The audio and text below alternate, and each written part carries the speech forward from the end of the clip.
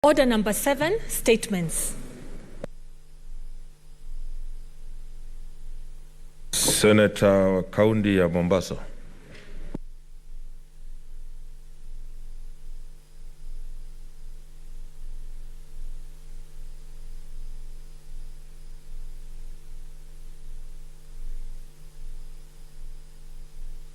Asante Mheshimiwa Spika kwa kunipa fursa hii. Nimesimama kuambatana na kifungu cha 48(1) cha kanuni za Bunge la Senate kuomba taarifa kutoka kwa kamati ya kudumu ya barabara, uchukuzi na miundo msingi kuhusu hali ya barabara ya Nairobi Mombasa, hususan maeneo ya karibu na Dongo Kundu mjini Mombasa. Mheshimiwa Spika, kwenye taarifa hiyo kamati inafaa iangazie yafuatayo: kueleza sababu za sehemu ya barabara hiyo ya Dongo Kundu iliyozunduliwa takriban mwaka 1.5 uliopita kukarabatiwa mara kwa mara. Pili, kufafanua chanzo cha maporomoko ya udongo yaliyoshuhudiwa kwenye barabara hiyo zaidi ya mwezi mmoja uliopita na kusababisha kufungwa kwa sehemu za barabara hiyo na kuelekea msongamano mkubwa wa magari na wasafiri wanaotoka na kuelekea Mombasa, hasa bandari ya Mombasa. Mheshimiwa Spika, 3, kueleza iwapo wahandisi waliohusika na ujenzi wa barabara hiyo walifanya utafiti wa kutosha kuhusu mchanga uliopo katika maeneo hayo kabla ya ujenzi ili kuhakikisha ni salama kwa ujenzi wa barabara hiyo. Mheshimiwa Spika, ya 4, kutaja hatua zinazochukuliwa na mamlaka ya kitaifa ya barabara kuu yani KENHA kudhibiti hali katika barabara hiyo na kuhakikisha madhara kama hayo hayatokei tena katika eneo hilo. Na mwisho, Mheshimiwa Spika, kueleza dhamana ya barabara hiyo ni ya miaka mingapi na ni nani anayegharamia ukarabati unaoendelea katika barabara hiyo kwa sasa. Mheshimiwa Spika, hii barabara ya Dongo Kundu ni katika zile barabara ambazo ni muhimu sana zinazosaidia kuhamisha mizigo kutoka kwa bandari ya Mombasa na kupeleka maeneo ya bara. Kwa Mheshimiwa Spika, kuharibika mara kwa mara kwa barabara hii kunachangia pakubwa kupunguza hali ya uchumi na kuzembea biashara katika maeneo ya Mombasa na maeneo jirani. Kwa hiyo Mheshimiwa Spika, barabara hii ni kitengo muhimu katika mawasiliano ya mji wa Mombasa. Asante Mheshimiwa Spika.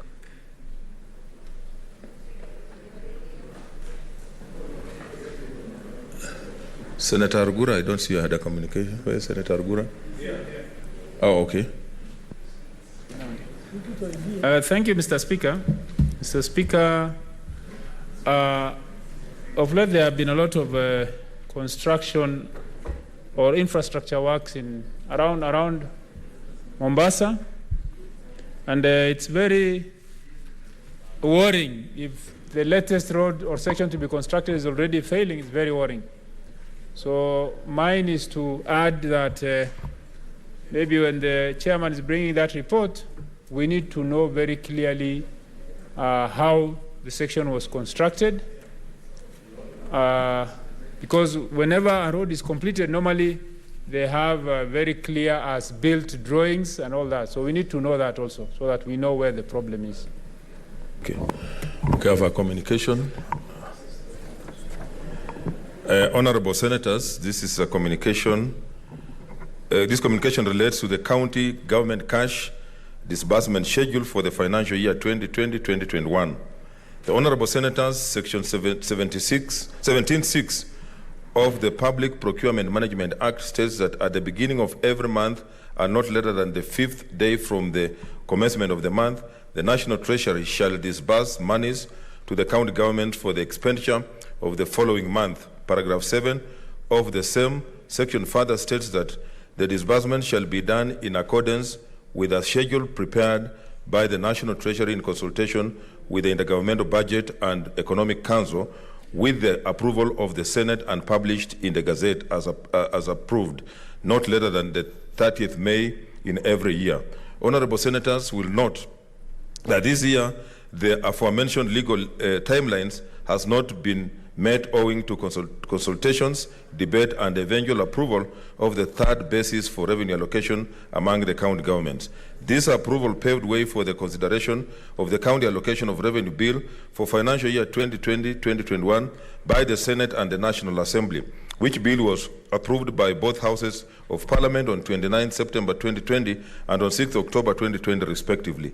I am happy to report that His Excellency the President has ascended to the County Allocation of Revenue Bill, Senate Bills number 7 of 2020 today, Thursday, 8th October 2020. Honorable Senators, Standing Order 1831 states that not later than 15 days following the enactment of the County Allocation of Revenue Bill, the Cabinet Secretary responsible for Finance shall submit to the Senate the cash disbursement schedule for county governments, which shall be deemed to have been laid before the Senate.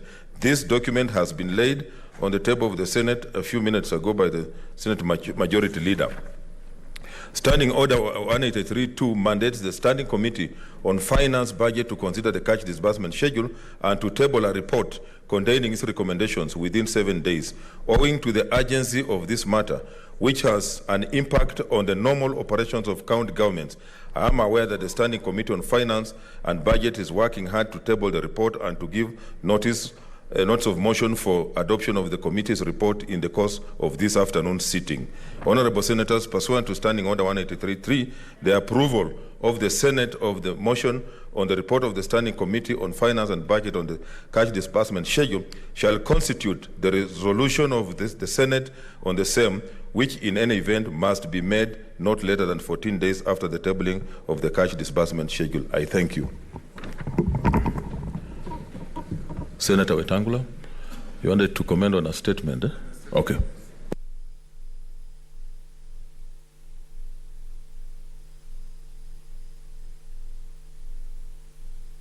Thank you, Mr. Speaker. Mr. Speaker, the statement by Senator Mwenye Haji, the distinguished senator from Mombasa, about Dongokundu Road is very important and it rings across the country. Key roads are rendering the movements of goods and services very difficult. In the case of Dongokundu, Mr. Speaker, the senator is right that a new road cannot start peeling away and having soils crumbling if a proper job, a proper design, and a proper investigation before the job was started was done. So it is important that the chair of the Committee on Infrastructure liaise with the ministry to see if the contractor has done substandard work, then such a contractor must be surcharged and must also be retired from the construction so that a better contractor can be contracted, because these roads, whether we are using fuel levy funds, GOK funds, or borrowed money, is all a burden to the taxpayer, and we would want to see how good work can be done. Besides that, Mr. Speaker, that road is so important because we all know the nightmare of the Likoni ferry. And this is a road that is connecting the island of Mombasa around Dongokundu to South Coast, areas of Kwale, Diani, and all those areas where huge populations of people live and work in Mombasa.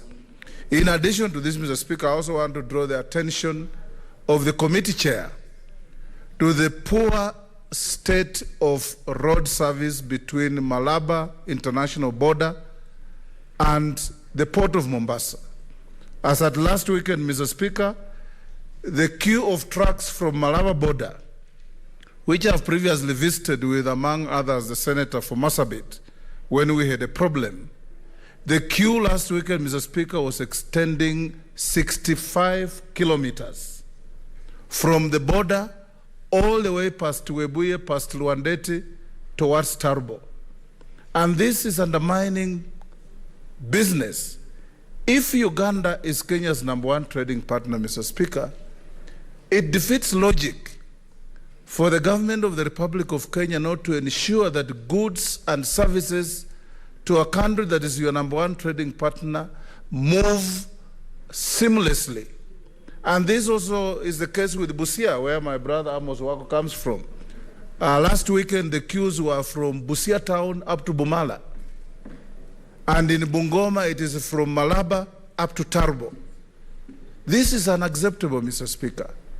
And if indeed the president was signing a loan for expansion of this road.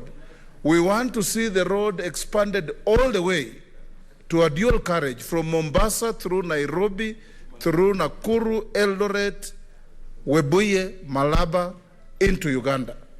This will help GDP growth, Mr. Speaker, that we're all looking for. If we don't do that, then we are not serious about growing our economy. Thank you, Mr. Speaker. Senator Mazayo.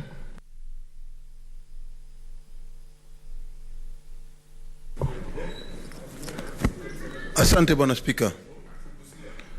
Bwana Spika, ningependa pia mimi kujiunga na wenzangu na kusema kwamba hii habari iliyoletwa, mataarifa iliyoletwa na seneta wa Mombasa Mwenye Haji Faki ni ya umuhimu sana. Bwana Spika, utaelewa ya kwamba wakati wote serikali ikiwa inafanya mipangilio ya kujenga barabara za pwani, wanaangalia tu mabarabara yale ambayo ni ya utalii. Hawajali kabisa matakwa ama barabara zinazokwenda katika sehemu ambazo watu wanaishi kwa wingi sana, maeneo wanaoishi. Bwana Spika, tunasema kwamba vile vile ni aibu kubwa kwa serikali kuona ya kwamba barabara ya Dongo Kundu ambayo hata haijamaliza hata kama ni miaka miwili tayari imeanza kuporomoka. Na huyu uporomokaji wa hizi barabara, hususan wakati wa mvua ama hata wakati wowote, kwa sababu ya ujenzi wa barabara haukukarabatiwa kwa hali ambayo ilikuwa ya ustadi zaidi.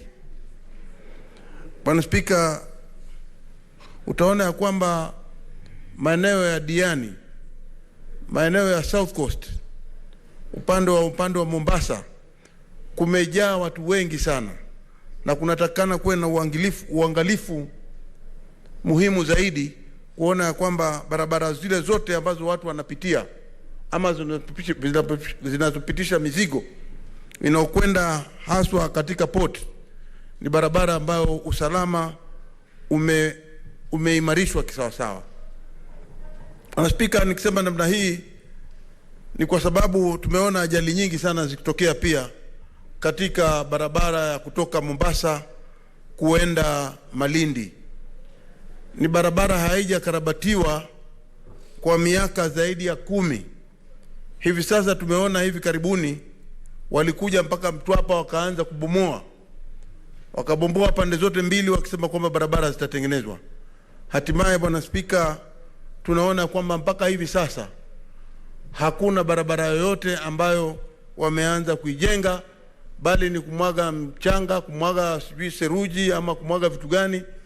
Na hiyo inasababisha, kwa sababu ya upotevu wa kwamba hawajaanza hiyo barabara, unasababisha magari yakipishana kunakuwa na ajali nyingi zaidi. Kwa hiyo sisi tunasema ya kwamba barabara kama hizi zikiwa zinatengenezwa ni lazima watoe taarifa kuu katika mabango kuonyesha ni nani anajenga barabara hiyo, ni grant imetolewa na kina nani, na itachukua muda gani, na itamaliza miaka mingapi, kwamba hiyo barabara kama hiyo itakuwa sawa kabisa. Bwana Spika, la mwisho kumalizia ni kwamba utaona ya kwamba barabara kama hizi ambazo zinaunganisha maeneo mbalimbali ni lazima pia zikarabatiwe, haswa zile zinazokwenda katika maeneo ya wale wanaofanya biashara za kuuza mazao ambayo yanaweza kuharibika haraka sana kabla hayajafika katika markiti.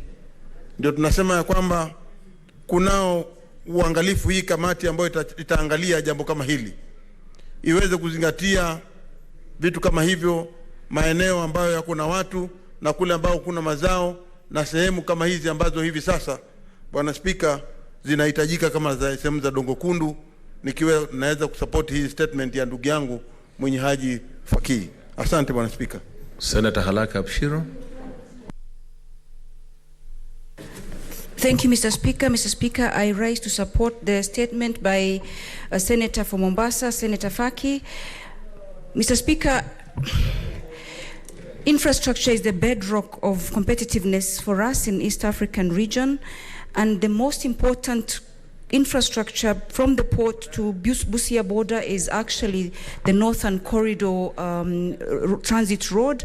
And we were told 10 years ago that that road is going to be the priority for the country to open up Eastern Africa, and that was in 2011, if I remember correctly. To date, that road is worse than it was then. By that time, some 2.2 million tons of goods were being transported all the way into Kenya's inland, as well as neighboring landlocked countries. Today, I'm sure this has doubled. I don't know because I don't have the statistics, but that should be available with Kenya Transport Association. We are seeing a regression. So we're wondering, why is it that then the priorities are not with where our economic bedrock is? Why is it that when we prioritize, when we do things, we're not doing it where there's more impact for the people as well as for the economy generally and for the region? Kenya, Mr. Speaker, should be a leader in many things, a geopolitical leader in transportation, in politics, and other. But if we continue to regress, then we're going to see our competitiveness going. As we speak, Ethiopia is coming up very quickly as a destination for investors. As we can see, other countries are coming up. Even small, minute countries such as Rwanda are overtaking us simply because they take seriously their competitiveness over in the region. Mr. Speaker, it is really sad that the Mombasa Road has continued to suffer dilapidation, has continued to suffer neglect, and has continued to suffer lack of investment.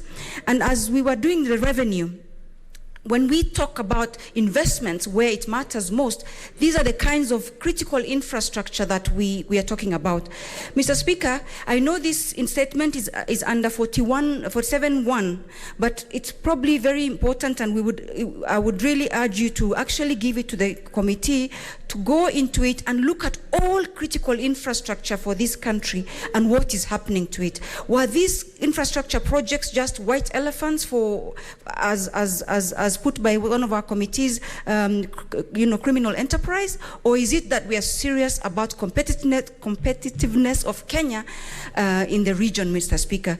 Mr. Speaker, again, the Northern Corridor, we've been told, has been highlighted in Vision 2030, has been highlighted in all the economic blueprints of this country. What is happening to that corridor, Mr. Speaker?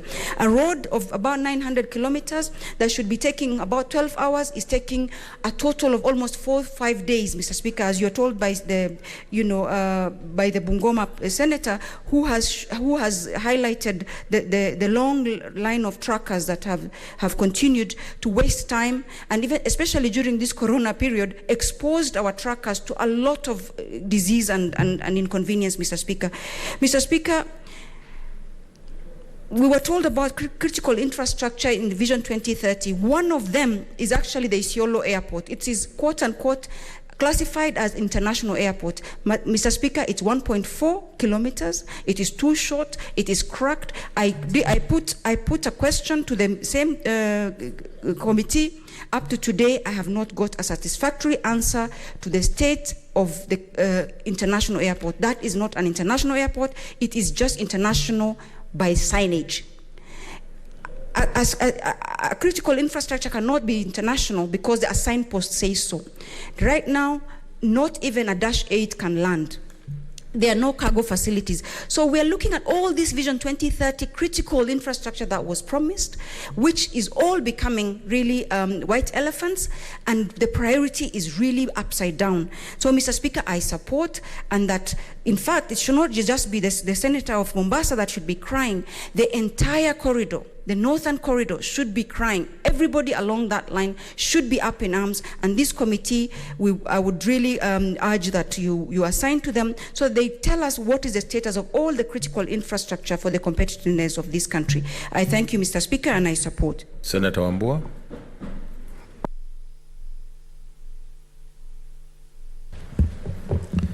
Thank you, Mr. Speaker. Mr. Speaker, I also rise in support of the statement by my brother, the Senator for Mombasa.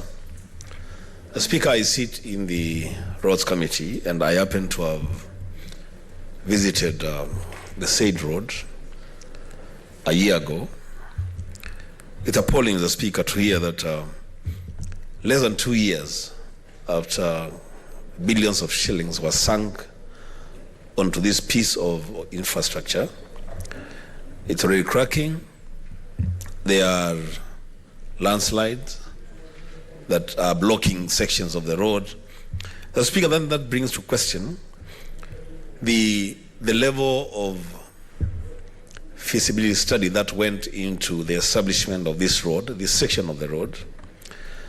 And Mr. Speaker, as has been said by a lot of my colleagues, it is true that the national government is undertaking quite a number of critical infrastructure projects, especially roads, across the country. But it is not enough to just undertake projects, Mr. Speaker. The money that we are using to construct these roads is money that we have borrowed from our development partners, and that money has got to be repaid and repaid with interest.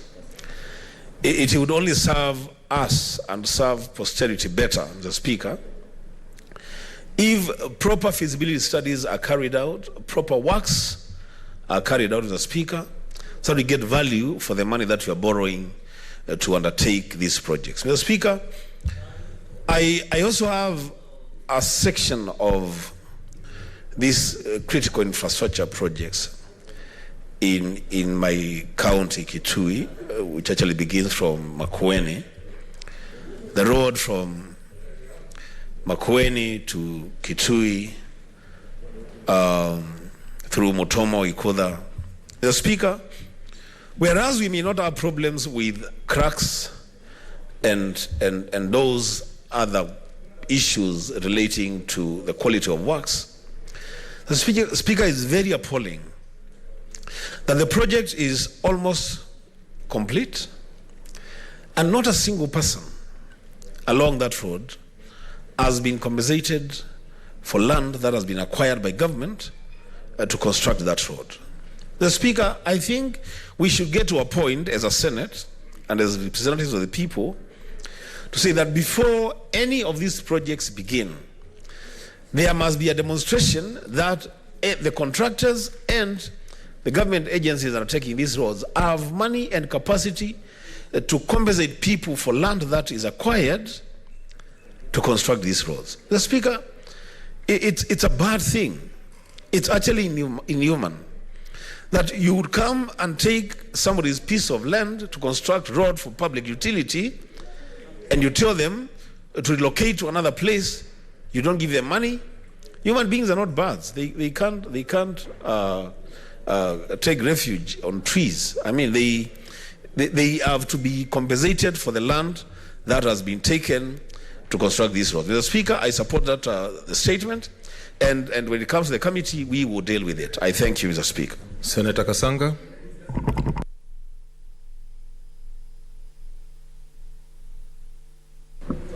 What's your point of order, Senator Cherargei? Chair, Speaker, sorry, Mr. Speaker, sir, I thought Senator Kasanga is the vice chair of the committee.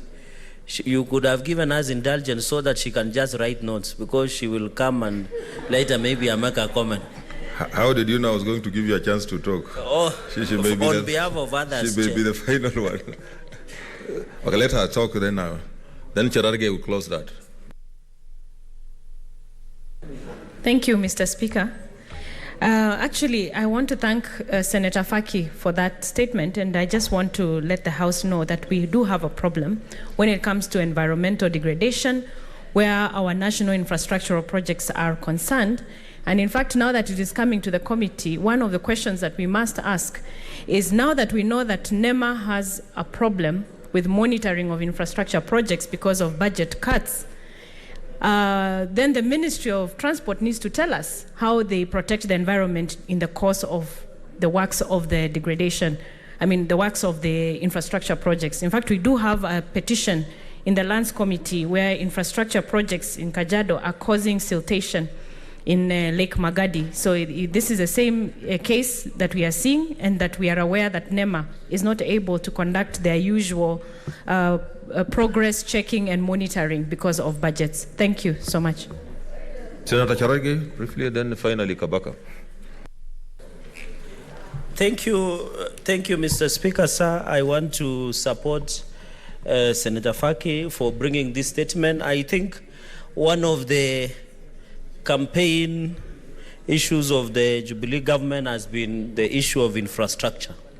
And you remember, Mr. Speaker, sir, the other day the president was in France for a loan to construct between Nakuru, I think Nakuru and Mau Summit of around 180 billion. Mr. Speaker, sir, this aspect of infrastructure is very critical. If we have to move this country to another level, from a third world country to a second world country, or even possibly first world country, Mr. Speaker, we would need to work on infrastructure. Mr. Speaker, when you look at the many issues that most of the projects that have been undertaken across the country, Mr. Speaker, is because they have been a lack or inadequate oversight by the relevant agencies, Mr. Speaker. When you look at Kenya National Highways Authority, KENA, they have failed, and even Kenya Rural Roads Authority, and even the Ministry concerned of Roads and Transport, they have done nothing to ensure they provide oversight to the contractors. Mr. Speaker, it is sad that the cowboy contractors that were famous in the yesteryears are now on the loose. If you come, for example, in Nandi County, the roads between Berere, Kopere in Kisumu County all the way to Timborwa is substandard. Yet we have KERA as supervising authority. The road from River Tex all the way to Kapkatembo in Masab Sub-County has been done in a substandard way, yet KERA is supposed to be supervising. Mr. Speaker, sir, the contractors, the road from Chepterit all the way to Moi University is being washed away by floods and rainwater because the substandard work has been done. Yet KERA should be the one supervising as an oversight authority, Mr. Speaker.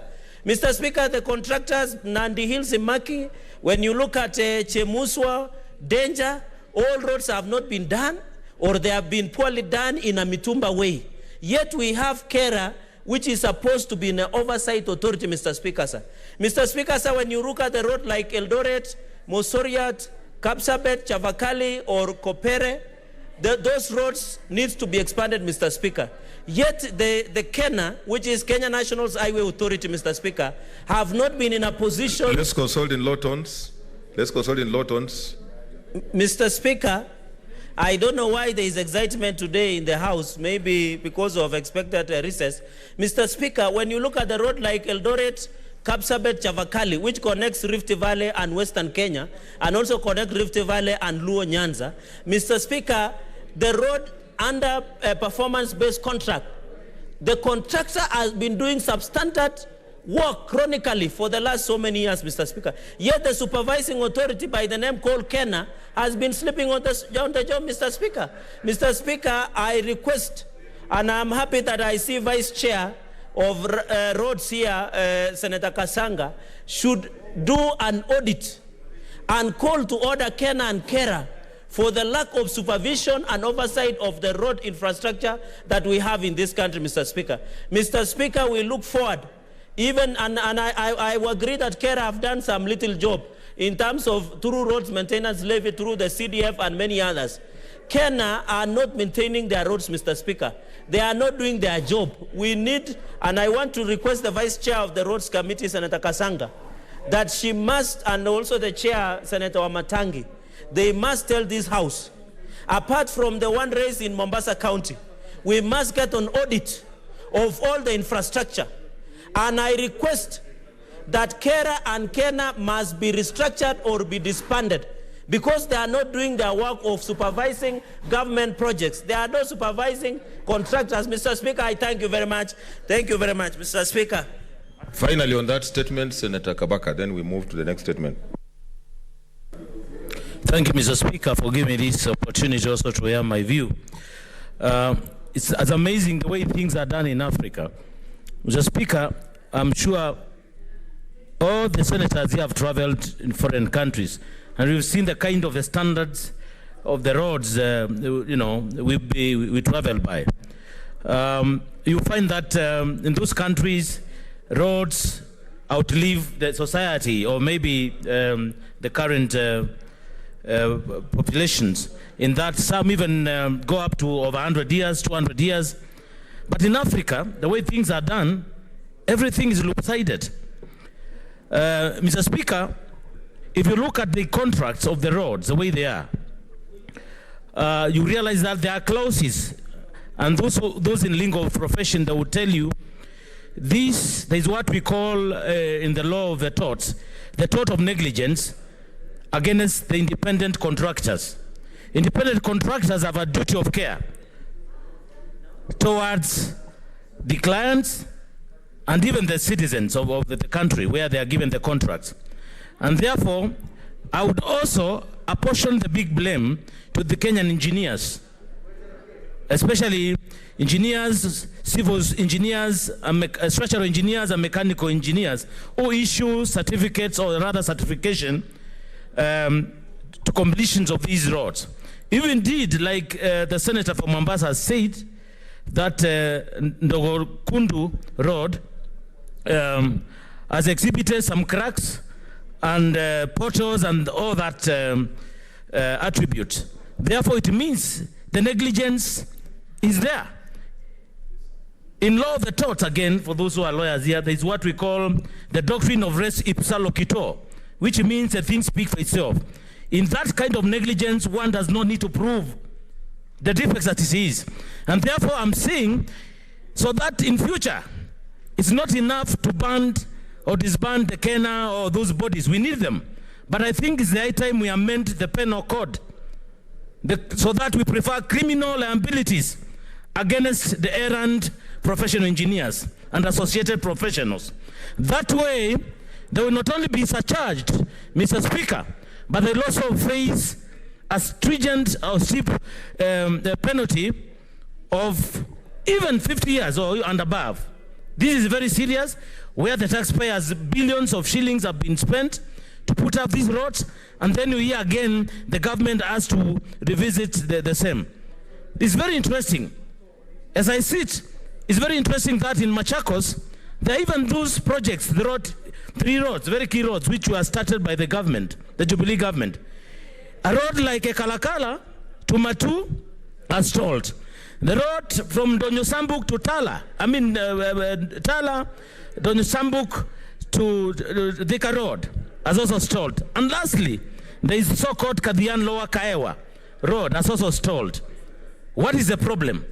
We have a problem, and we are saying these ministries should come clear, should come and disclose what is the problem. Is it that the government doesn't have the money? Or where is the money which has been given by donors? We need full answers from this committee. Thank you, I support. Next statement from Senator Falhada. And I will not allow many riders because we have we have to vote and all that. Thank you, Mr. Speaker. I rise pursuant to Standing Order 48.1 to seek a statement from the ad hoc committee on the COVID-19 situation in Kenya concerning cases of COVID-19 infection in Nairobi remand prison and the general state of preparedness to deal with the pandemic in correction facilities in the country.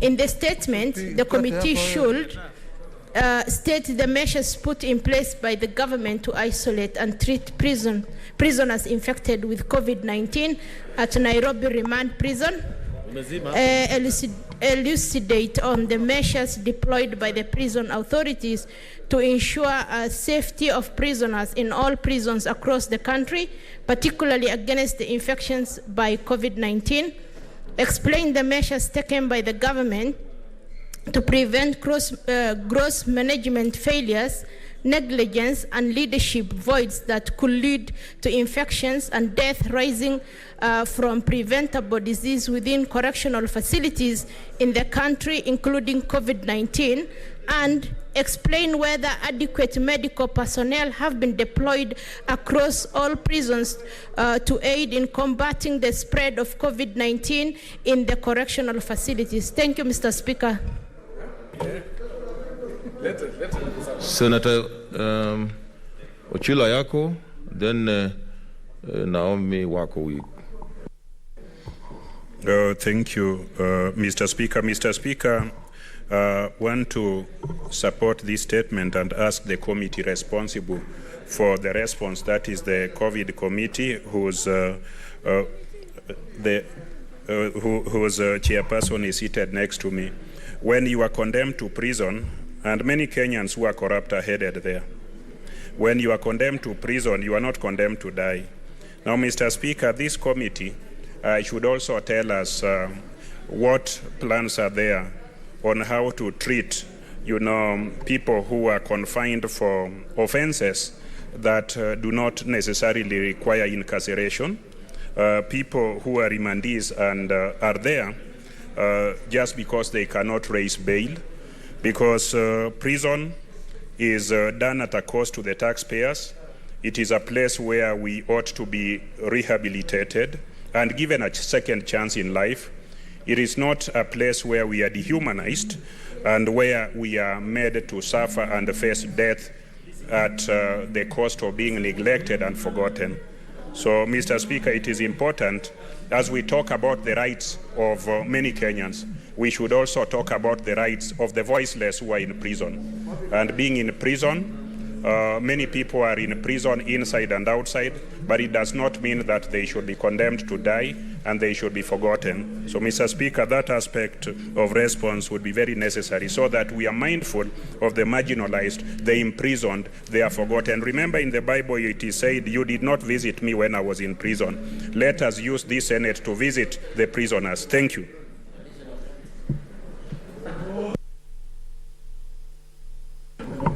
Okay, as I called Naomi out, I wanted to rearrange.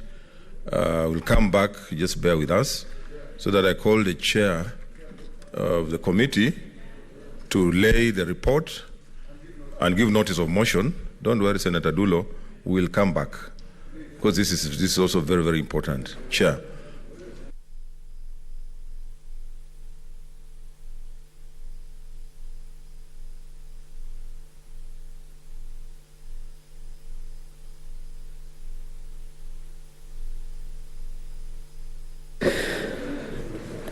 Mr. Speaker, I beg to lay the following paper on the table of the Senate.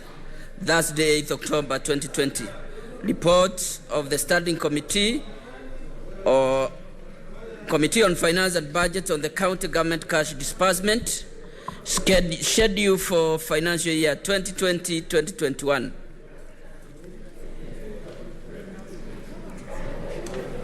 Give notice. Honorable Speaker, I beg to give notice of the following motion: that the Senate adopts the report of the Standing Committee on the Finance and Budget on the cash disbursement schedule for the financial year 2020-2021, and that pursuant to Section 17(7) of the Public Finance Management Act and Standing Order 183.3, the Senate approves the county government's cash disbursements schedule for financial year 2020-2021, laid on the table of the Senate on Thursday, 8th October 2020. Thank you, Mr. Speaker. Okay, honorable senators, I want to rearrange the order paper and direct that we go to order number 10. Clerk. Order number 10, motion, approval of the county government's cash disbursement schedule for financial year 2020-2021.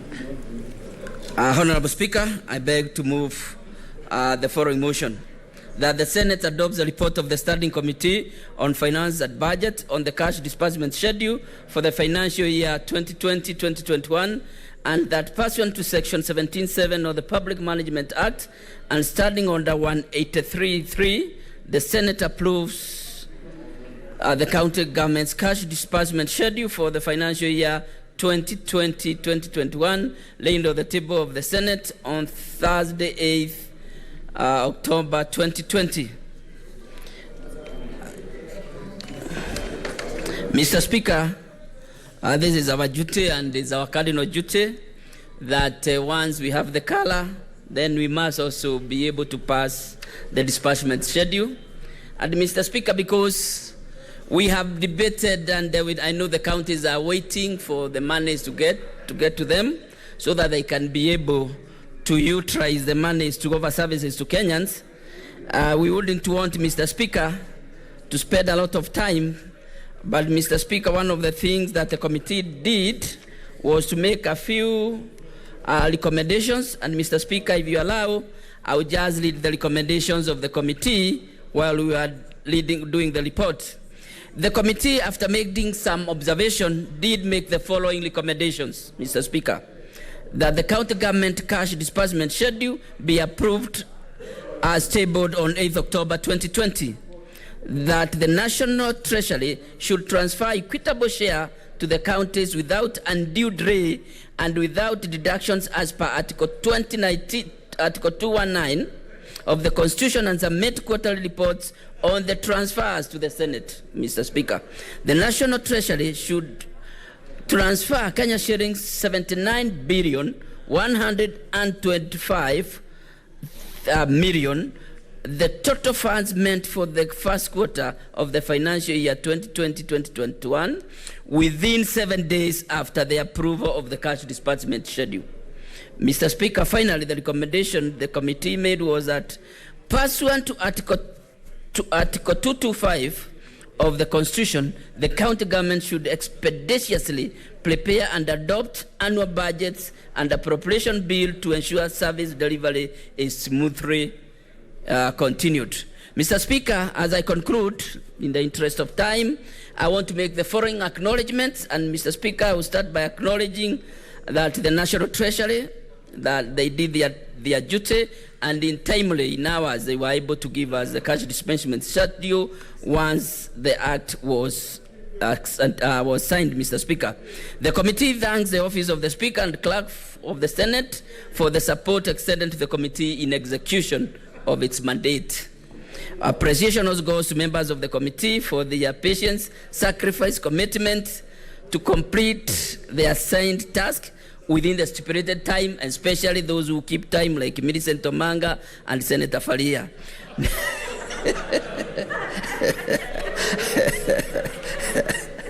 It is now my precious duty and privilege. Senator Omanga, order.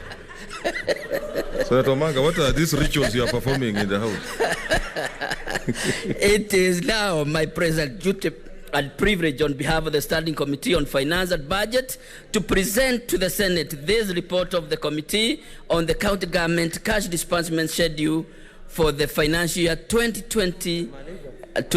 Mr. Speaker, I beg to move the motion and ask my distinguished friend, Senator Ochiro Ayako, and the Vice Chair of the committee to second the motion. Thank you, Mr. Speaker. Senator Nderitu, what's your point of order?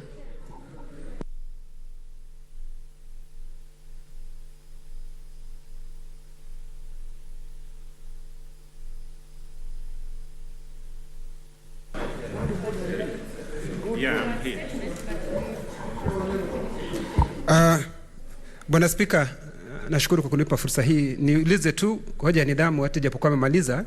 Nilitaka kujua kamati ile ina maseneta wengi, lakini Bwana Spika, inaonekana kana kwamba yeye anafuatilia vizuri the gender rule. Nimesikia kwamba ati ni Senator Faria na Senator Omanga wanaweka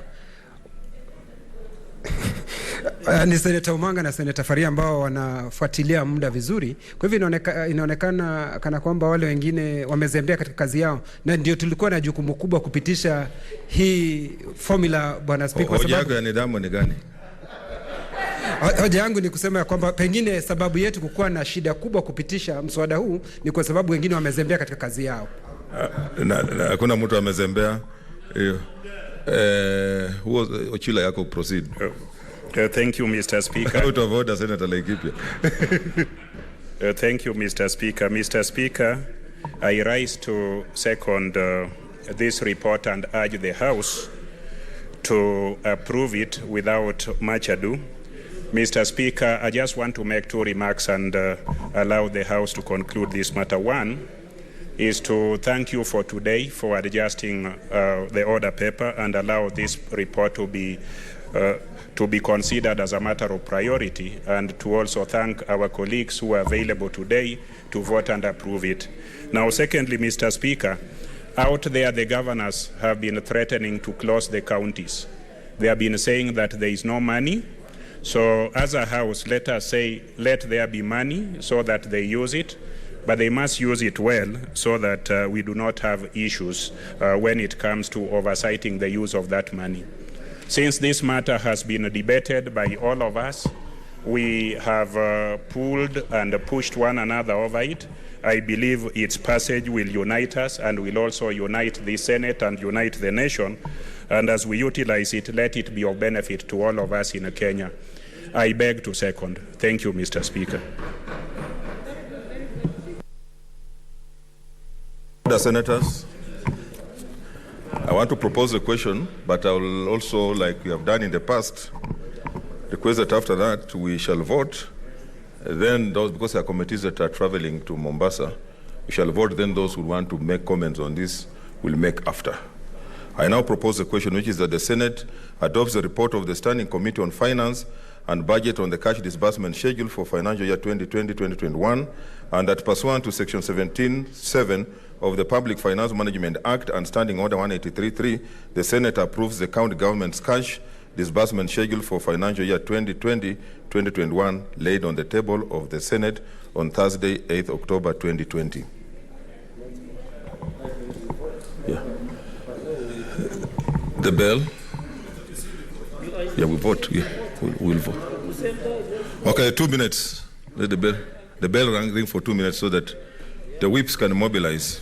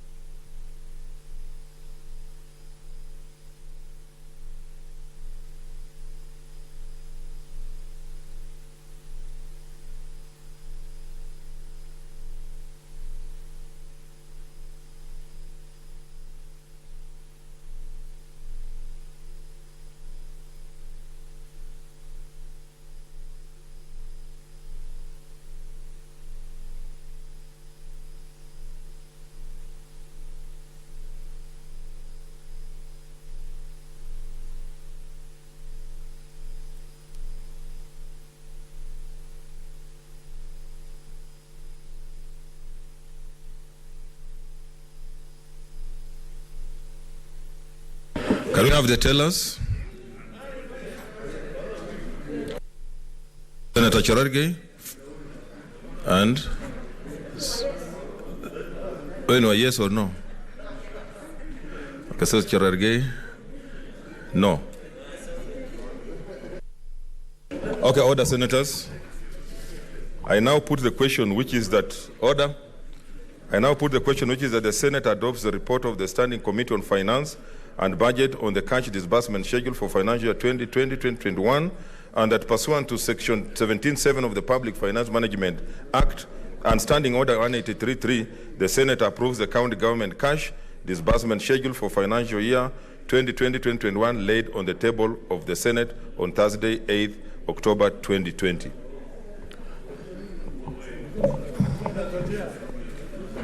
Senator Adan Dulo Fatuma, Isiolo County.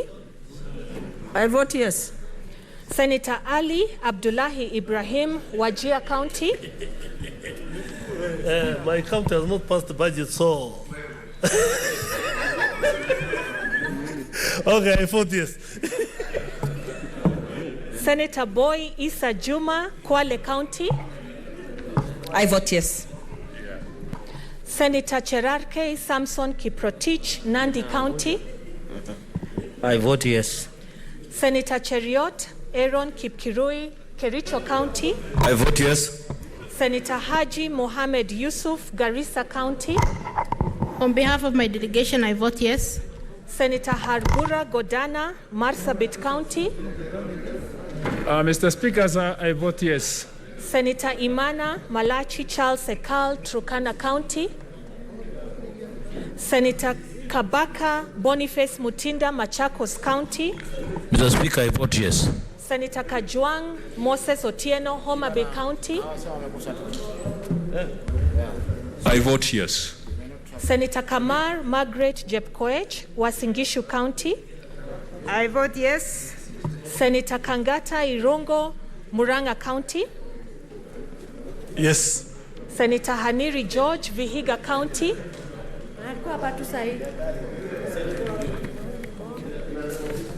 Senator Kibiru Charles Rubenson, Kirinyaga County. Rubenson votes yes. Senator Kihika Susan Wakarura, Nakuru County. I vote yes. Senator Kimani Wamatangi Paul, Kiambu County. Mr. Speaker, I vote yes. Senator Kindiki Kithure, Tharakanithi County. Senator Kirinyaga Ephraim Mwangi Maina, Nyeri County. I vote yes. Senator Langat Christopher Andrew, Bomet County. Mr. Speaker, I vote yes. Senator Lelegwe Tumbesi, Samburu County. I vote yes. Senator Linturi Franklin Mithika, Meru County. Mr. Speaker, I vote yes. Senator Lloyd Tip Anwa, Lamu County. Senator Madzayo Stewart Mwachiru, Kilifi County. I vote yes. Senator Mahamud Mohamed Maalim, Mandera County. Senator Malala Cleophas Wahungu, Kakamega County.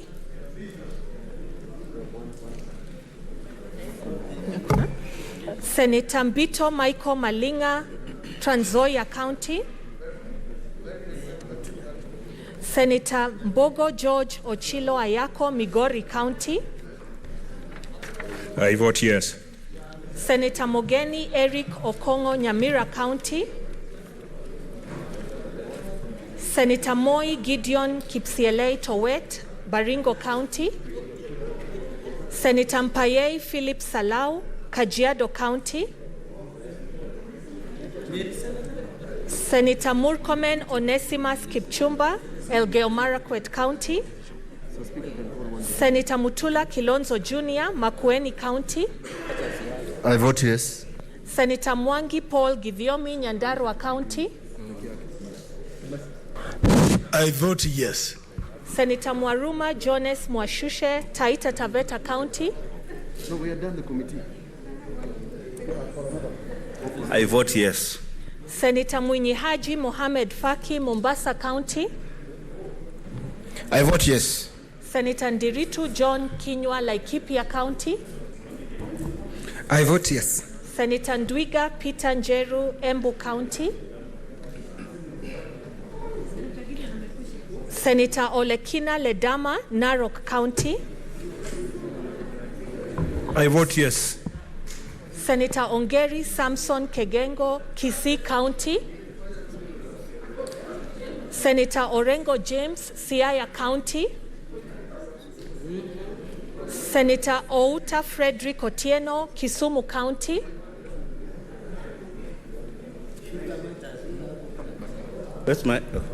I vote yes. Senator Pogisio Samuel Losuron, West Pokot County. Senator Sakaja Johnson Arthur, Nairobi County. I vote yes. Senator Wako Sitswila Amos, Busia County. I vote yes. Senator Wambua Enoch Kio, Kitui County. I vote yes. Senator Wario Golich Juma, Tana River County. I vote yes. Senator Wetangula Moses Masika, Bungoma County. I vote yes.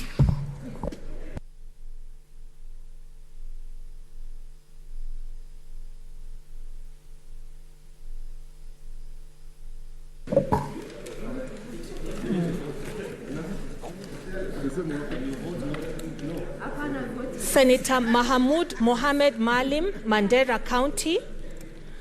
Senator Malala Cleophas Wahungu, Kakamega County. Senator Mbito Michael Malinga, Trans Nzoia County. Senator Moi Gideon Kipsielei Towet, Baringo County. Vote yes. Senator Mpayei Philip Salau, Kajiado County. Senator Pogisio Samuel Losuron, West Pokot County.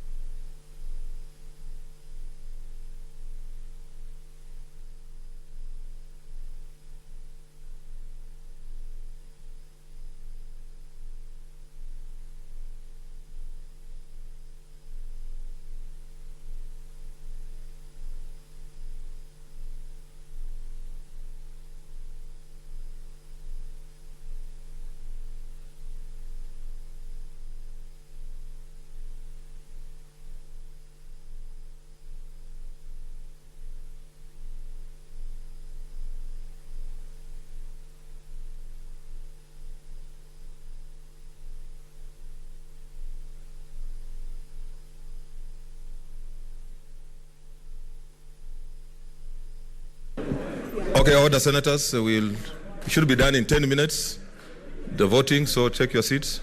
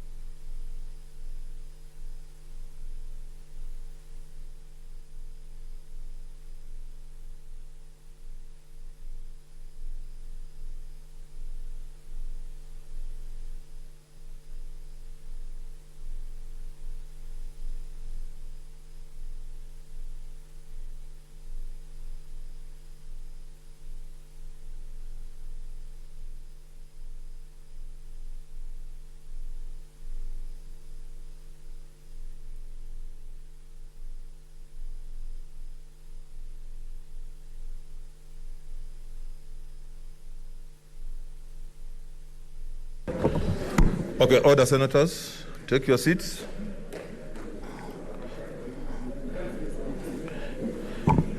So these are the results. Abstentions, 0. Nays, 0. Ayes, 33. The ayes have it. So I'll seek for your indulgence for the next order, which will take, since most of the work was done yesterday, just for the division, that is order number 11 and 12. Order number 11, Committee of the Whole, the Sectional Properties Bill, National Assembly Bills number 23 of 2019. Order number 12, Committee of the Whole, consideration of the National Assembly amendments to the County Outdoor Advertising Control Bill, Senate Bills number 19 of 2018.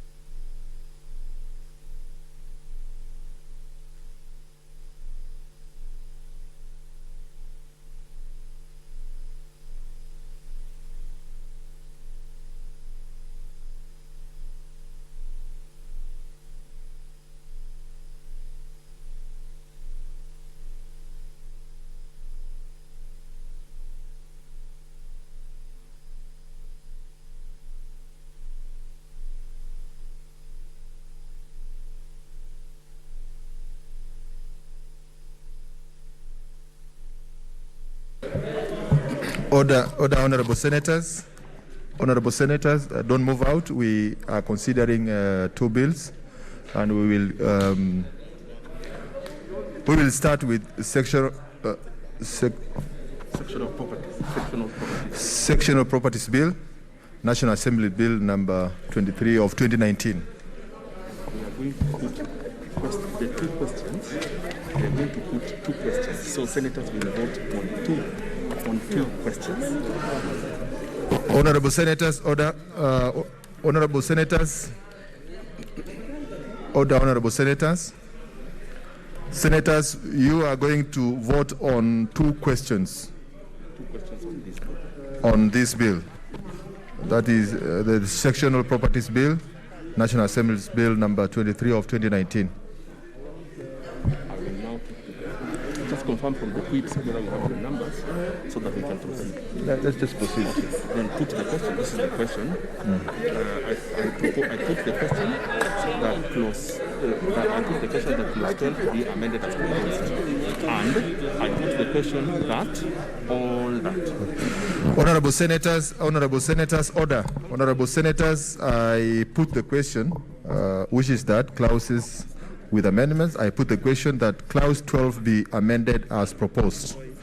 And, honorable senators, I put the question that clauses 4, 5, 6, 7, 8, 9, 10, 11, 12 as amended, 13, 14, 15, 16, 17, 18, 19, 20, 21, 22, 23, 24, 25, 26, 27, 28, 29, 30, 31, 32, 33, 34, 35, 36, 37, 38, 39, 40, 41, 42, 43, 44, 45, 46, 47, 48, 49, 50, 51, 52, 53, 54, 55, 56, 57, 58, 59, 60, clauses 3 and 2, the title and clause 1 be part of the bill. Tell us, honorable senators, each side to provide a teller.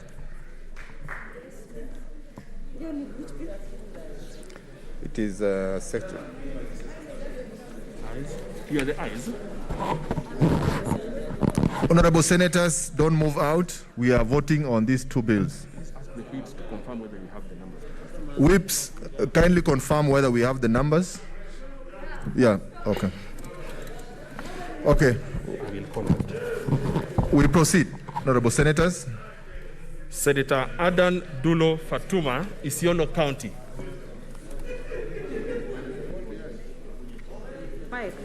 I vote yes. Senator Ali Abdullahi Ibrahim, Wajir County. I vote yes. Senator Boy Isa Juma, Kwale County. I vote yes.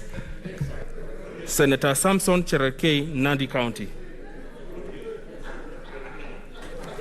Mr. Speaker, I vote yes.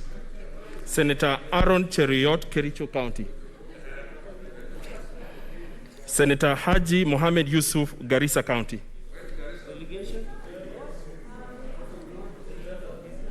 Senator Hargura Godana, Marsabit County. Senator Imana Malaki Charles Ekal, Turkana County. Senator Boniface Kabaka, Machakos County. Sorry, I vote yes.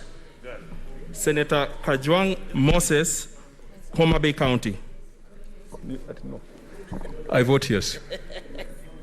Senator Kamar Margaret, Wasingishu County. I vote yes. Senator Irungu Kangata, Murang'a County. Yes.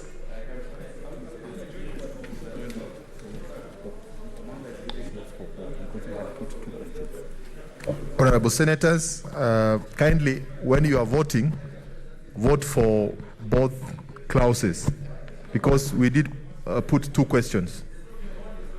So when you vote, say, I vote yes for the two. Senator Haniri George, Vihiga County.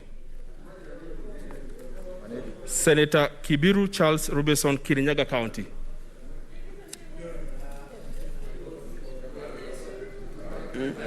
Nimevote yes for both. Senator Susan Kihika Wakarura, Nakuru County. Utakontroli kitu. Kato. Ndio ule pale. Frenge. Amekama. I vote yes for both. Senator Kimani Wamatangi Paul, Kiambu County. Mr. Speaker, Mr. Chairman, I vote yes for both. Senator Kindiki Kiture, Tharaka Nithi County. Senator Kirinyaga Ephraim Mwangi Maina, Nyeri County. Yes. Yes for both. Yes, I vote yes. For the two. For the two. Senator Langat Andrew Christopher, Bomet County. I vote yes for the two clauses. Senator Lelegwel Tumbesi, Samburu County. I vote yes for both. Senator Linturi Franklin Mithika, Meru County. Mike. Yeah, Mike. I vote yes for the two. Senator Anwar Loitiptip, Lamu County. Senator Madzayo Stewart Mwachiru, Kilifi County. I vote yes. Senator Mahamud Mohamed Maalim, Mandera County. Senator Malala Cleophas Wahungu, Kakamega County. Senator Mbito Michael Malinga, Trans Nzoia County. Senator Mbogo George Ochilo, Wayako, Migori County. Senator Mogeni Eric Okongo, Nyamira County. Senator Moi Gideon Kipselei Towet, Baringo County. I vote yes for both. Senator Mpaye Philip Salau, Kajiado County. Senator Murkomen Onesmant Kipchumba, Elgeyo Marakwet County. Senator Mutula Kilonzo Jr., Makueni County. I vote yes for the two. Senator Mwangi Paul Githiomi, Nyandarua County.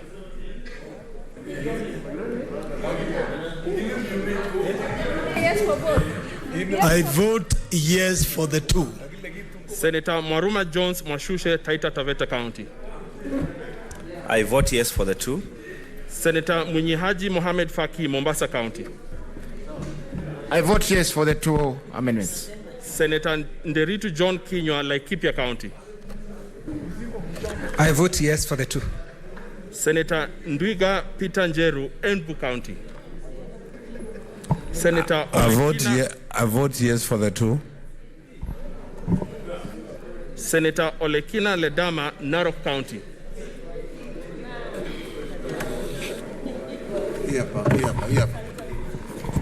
I vote yes for the two bills. Senator Ongeri Samson Kegengo, Kisii County. Senator Orengo James, Siaya County. Senator Outa Frederick Otieno, Kisumu County. I said it was too advanced because no one, I guess people didn't.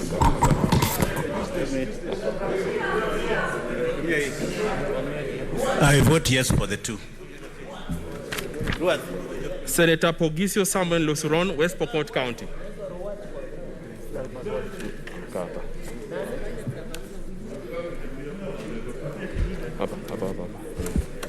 I vote yes for the two.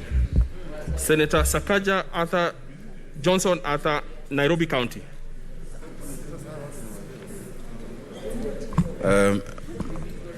Mr. Chair, Senator Umanga will vote for Nairobi.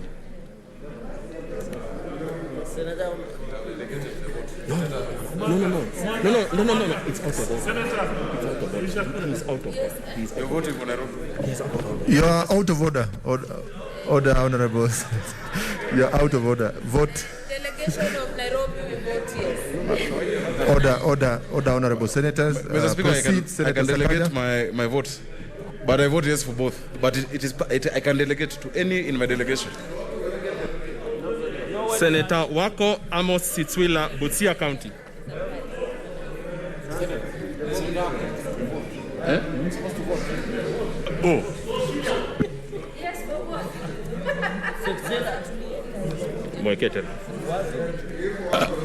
I vote yes. Senator Wambua Enoch Kiio, Kitui County. I vote yes for both. Senator Wario Golich Juma, Tana River County. I vote yes for both. Senator Wetangula Moses Masika, Bungoma County. I vote yes for both.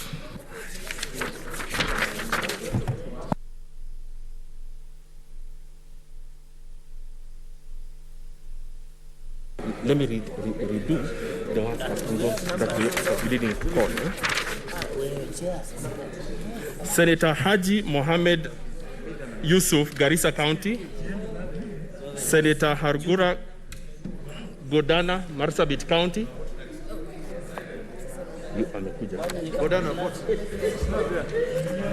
I vote yes for the two.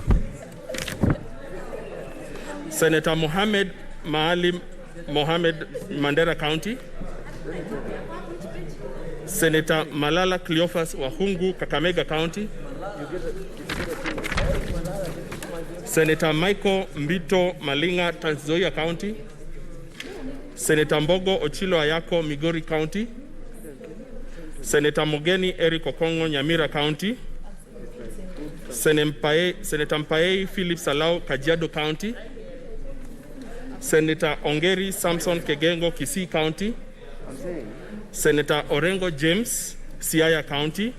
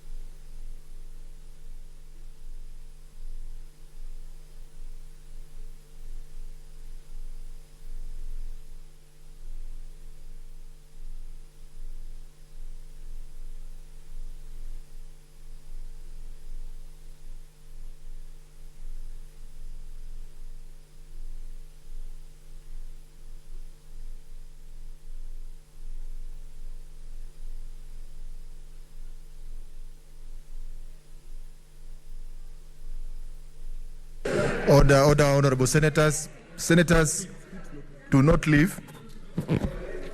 We are voting for another bill.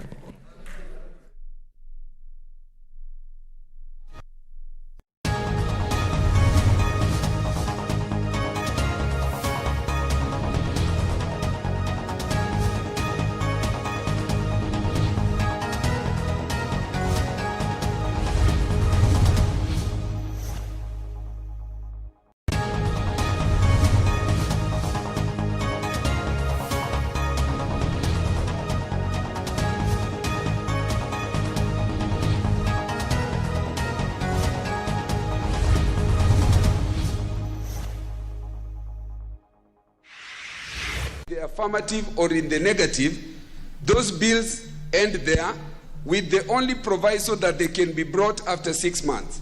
But there is not a similar provision that says what happens to bills that private members bring.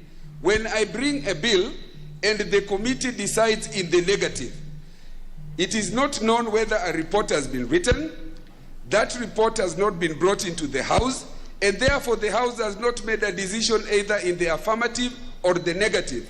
And therefore, Mr. Speaker, I want to persuade this House that the committees of the House cannot arrogate to themselves the role which under Article 94 says that only this House can make a provision that has the force of law, and reading the reverse to it, which is that a decision to negative or not to agree with the legislative proposal rests with this House.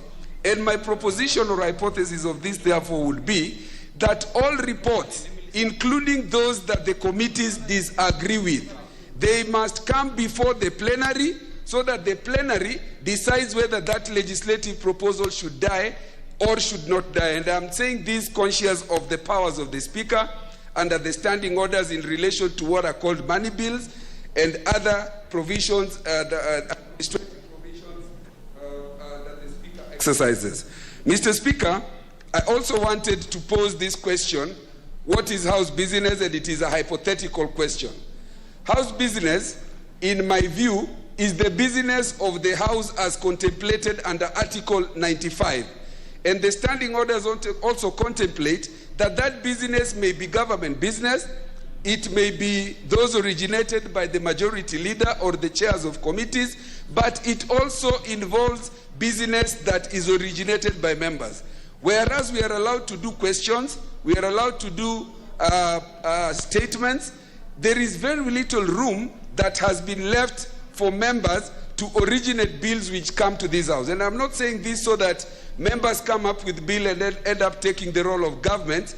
I am saying this to the extent that the public that elected us to come to this House expect that we think through the problems that affect them, to propose legislation and to bring them so that whether they're defeated or they pass, there is a record of the House that such an attempt was said. Two particular instances, in my view, that I want to just highlight. We are now trying to struggle with how do we deal with questions of unemployment and issues about how do we empower our young people. I presented a legislative proposal which died at the Budget Committee. How I wish that report was brought to the House so that the decision as to whether it will occasion exchequer an amount of money, whatever the amount was quantified at 47 billion, that decision ought to have been remitted to the House so that the House decides that is that a bill or money that we want to impose upon the exchequer.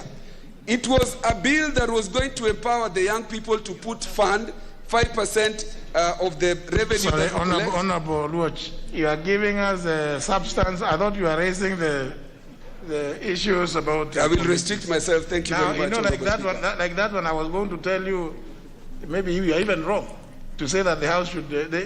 That Article 114 says the House may only proceed upon the recommendations. Thank you, Honorable Speaker, and I'm guided on that.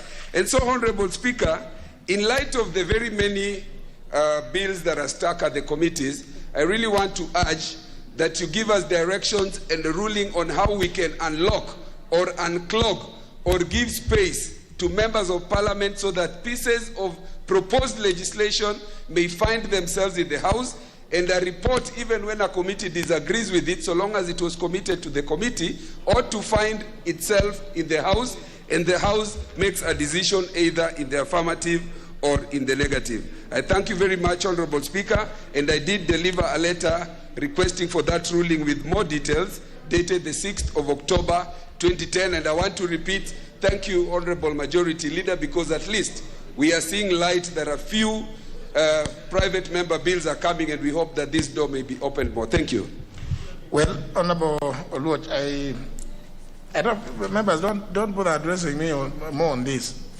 The Honorable Oluoch has submitted a very detailed letter raising most of these issues, but in order for it to attract a ruling from me, I am to allow him to raise some of the issues.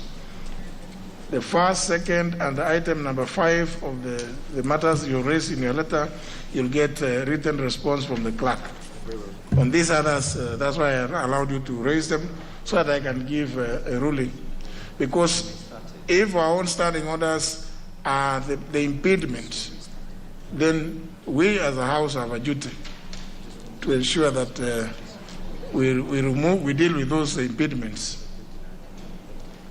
I know there's quite a number. I've caused, since you wrote your letter yesterday, I've caused some preliminary investigations, and now it looks like it could be close to 100.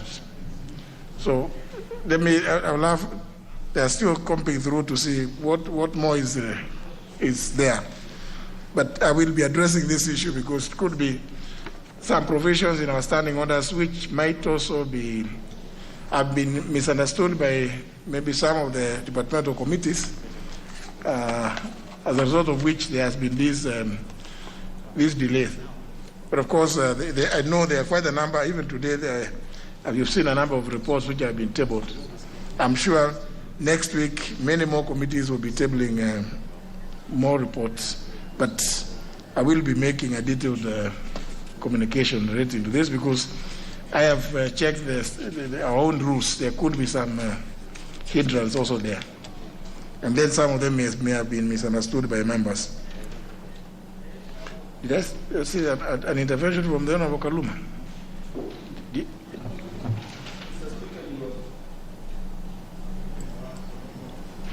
Mr. Speaker, you've taken the words from my mouth. The fact of the matter, Mr. Speaker, is that the standing orders expected more so departmental committees to facilitate members. Mr. Speaker, the understanding the departmental committees need to have, beyond the limitations of those standing order provisions, is that when you have a legislative proposal, the Parliamentary Legal Directorate has assisted to a substantial extent in originating them. I'm one member, Mr. Speaker, who has up to 7 legislative proposals stuck in departmental committees for over 2 years now. And these are legislative proposals I started pursuing in the last Parliament. In some cases, Mr. Speaker, you go before these committees, and beyond just looking at whether your proposal contravenes public policy or some law, they start debating it with you on the merits, even consulting the relevant ministries to give views. I had one before the Defense Committee where I go and I get a long letter from the Cabinet Secretary saying that is very dangerous for the court martial. And I'm like, why don't you allow me have my day before the House and persuade them on these legal issues? Because they may be legal to me. You are largely defense people here. There is nobody who understands the court martial and how it should be structured. So I think, Mr. Speaker, as you give your ruling, the lapse I personally see in the standing orders is that we did not prescribe the time within which committees should transact that matter of legislative proposals or bills going before them. So that a committee can sit on a bill for eternity. I was being reminded by Honorable Millie Odhiambo today that even in my own Committee of Justice and Legal Affairs, there is a bill concerning children which has been pending there for over 1 year, and you're not aware of. I think, Mr. Speaker, when the Rules Committee sits, because I believe it is one thing you will be recommending, where we are requiring these committees to intervene, let us time them so that the legitimate expectations of members can be met. I say this fearing, Mr. Speaker, having the experience of the last parliament, majority leader, that if we are not able to transact private members' bills by June next year, those bills will die. And you know, Mr. Speaker, some members only come to this parliament because they want to pursue, some policy or legislative agenda. Then they are done with their business in parliament. It's very frustrating. I request this matter be addressed more substantively. I know you gave some rulings before, but those limitations in the standing orders in terms of prescriptions of time and the mandate of the committee in pre-publication scrutiny need to be very clarified so that they know what to look at. If it passes the test, it goes. Just like the Committee on Delegated Legislation. You will have all these regulations, but you have the benchmark. Is it contravening the Constitution? Is it unlawful or lawful? Is there some public policy? If it passes the test, it goes into operation. I think, Mr. Speaker, with those, we'll be able to transact private members' bills. I thank you. Although, of course, in both cases, whether it's a bill that has been referred to a committee, the committee has 21 days. Even considering actually those proposals, legislative proposals, it's still the timeline is 21 days. But it appears like maybe the standing orders have not. I don't know. If we adopt the practice of doing induction every commencement of every session. So just to remind ourselves, just like Christians go and Muslims who go to worship on Fridays, Christians usually on Sundays, others on Saturdays, even those who tell you that they got covenanted and confirmed and saved in the year of our Lord 1946, they still go. Just to be reminded that there is one God, and He is the one that they serve and who protects them. I think maybe we may need to adopt that, but it was assumed that the people who come to Parliament, they pick things very, very quickly. So that it was assumed that once we do induction at the beginning of a term, they pick up and take off, like the member for Vunyula. I know he took off immediately. But I will be making I will be delving into those areas, seeing where it is that perhaps we may need to relax some of the requirements, because I think the route to go, in fairness, and just like the Honorable Kaluma has suggested, the route to go may be one of relaxing some of the requirements in the standing orders which have not been understood by maybe those who have examined the proposals, so that, you see, a committee is at liberty to bring, even if it's a bill, to bring a report to the House, say reject, and the House will see whether to agree with it or not to agree. But when you just sit there and we don't know what is happening. And like I was telling the Honorable Ole Sankok, I receive very many requests for members seeking to introduce legislative proposal for this or the other, and all of them are every day is chant out to the relevant department, to the legal department to assist the members. So I think it's a matter that we need to examine before the end of this session, because there are too many proposals by members which have not seen the light of day. And yet, virtually 99.99% of the bills that come from the other house are private members. So even as we prioritize the MIA, we have proposals from our own members here. So, there must be a balance. When we do one, we should do 5. When we do 1 from the Senate, we should do 5 from our own members here. Because that's the ratio. That should be the ratio. Not 1 to 3 or 1 to 2. No. 67 versus 349. So that should be the ratio. And if we did that, I'm sure we would have passed very many bills here, many of them from private members' proposals. So I'll deal with it, Honorable Oluoch, next week. Next order.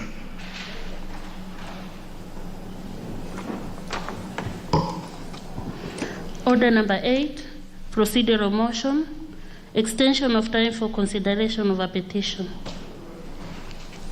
Chairman, Departmental Committee on Agriculture and Livestock.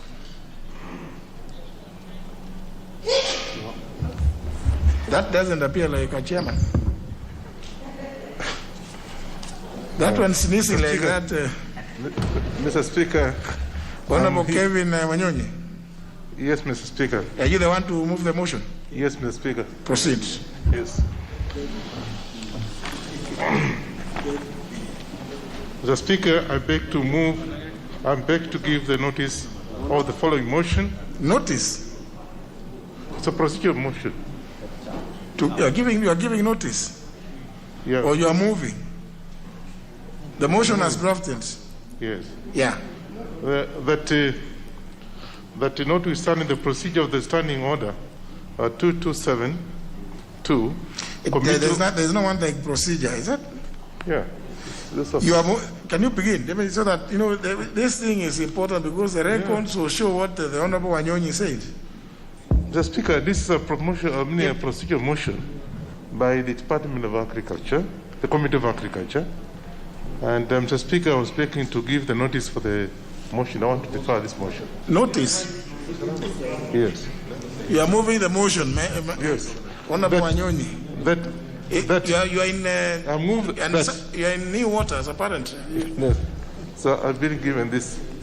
That notwithstanding the provision of standing order 2272, committal of the petition, that this House resolved to extend the period for consideration of the public petition, specifically hereon by the Department of the Committee of Agriculture and Livestock, by a further period of 60 days, with effect from 8th October 2020. Public petition regarding restoration and revival of the Kenya cashew nut factory, presented by the Honorable Owino Yabaya, the MP for Kilifi North constituency. Thank you, Mr. Speaker. Who is seconding you? No, it is not done that way. Oh gosh. You have not even moved anything. No, it's not moving, it's walking to the table. No. Mr. Speaker, most of my committee members are in the meeting, and I'm asking one of the... But you know now, can you move the motion or just ask somebody else to do it for you? One of Manzo, can you do it? Can you? Yeah, just take the order paper. The motion is there. Yes, it is in the order paper. Order number 8. Front page. Yes, Mr. Speaker. This is a procedural motion, extension of time for consideration of a petition as is read by Honorable Wanyonyi. I do second, Mr. Speaker. It has not been moved. All right, let me move it for you, Mr. Speaker, with your kind permission, that notwithstanding the provisions of Standing Order 227 sub 2, committal of petition, this House resolves to extend the period of the consideration of a public petition regarding the restoration and revival of the Kenya cashew nut factory, presented by the Honorable Owen Yabaya, MP Kilifi North constituency, by the Departmental Committee on Agriculture and Livestock, by a further period of 60 days, with effect from 8th October 2020. Mr. Speaker, I beg to move. Anybody seconding? I now ask the Honorable Wanyonyi to second. I second, Mr. Speaker. You've done well because you are in unfamiliar territories.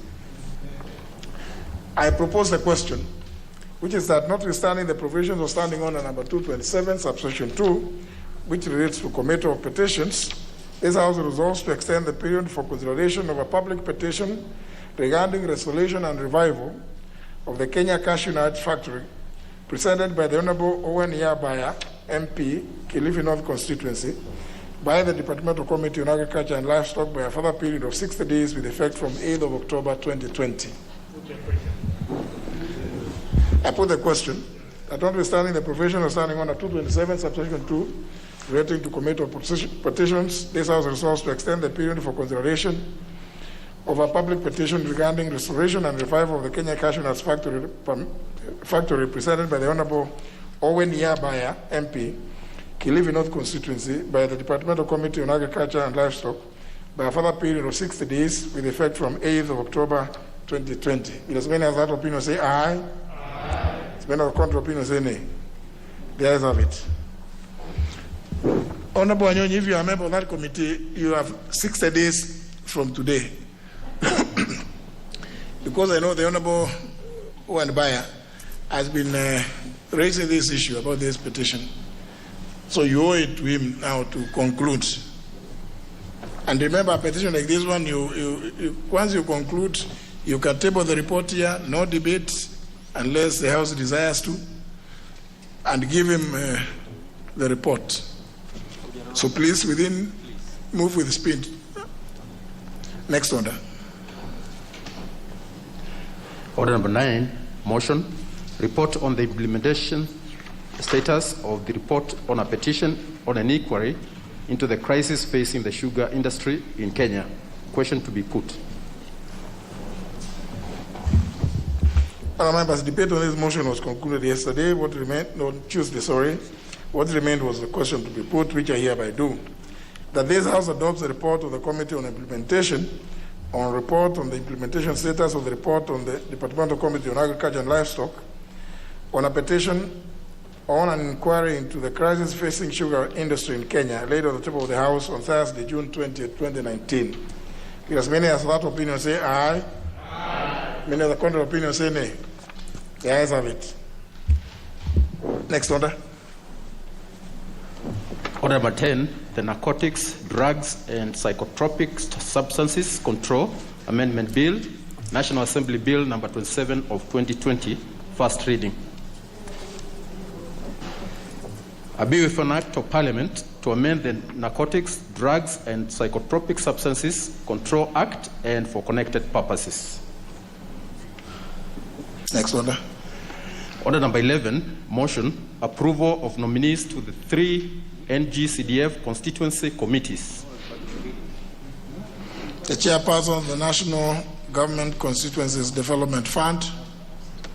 I don't see the Honorable Munyinyi here. Who's moving? Honorable Kapondi. Very well. Proceed.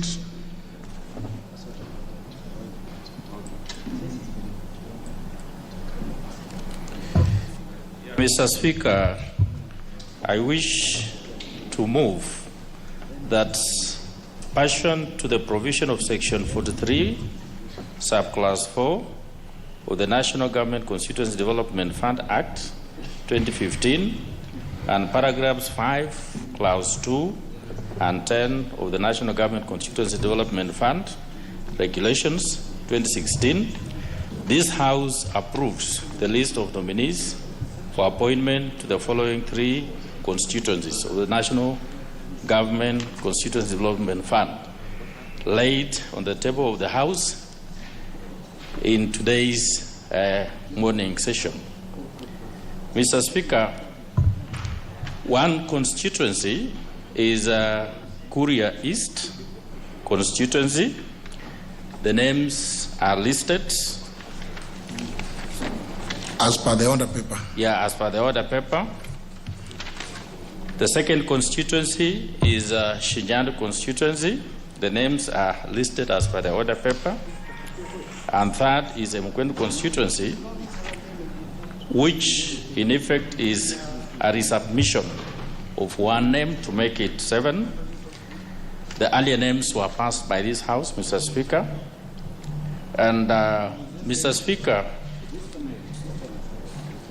I'm urging the House to approve these nominees because these are the only 3 remaining constituencies that require the names of their committees to be approved so that the constituencies can function normally as per the Constitution. Mr. Speaker, with those very few remarks, I beg to move and ask the Honorable Ferdinand Wanyonyi, MP Kwanza, to second. Honorable Wanyonyi. I second.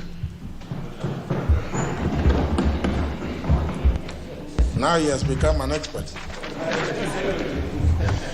Honourable members, I propose a question, which is that pursuant to the provisions of Section 43, subsection 4 of the National Government Constituency Development Fund Act 2015 and paragraphs 5, subsection 2 and 10 of the National Government Constituency Development Fund Regulations 2016, this House approves the list of nominees for appointment to the following three constituencies committees of the National Government Constituency Development Fund as laid on the table of the House today morning sitting. The constituencies as appear on the order paper: Kuria East, the categories to which the names of the nominees and the categories to which they have been put, and the sections under which they are being proposed as per the order paper. Second, Shinyalu constituency and the Mgwen constituency, which are being resubmitted to complete the list of nominees as 30 submissions, and only 6 nominees on the categories.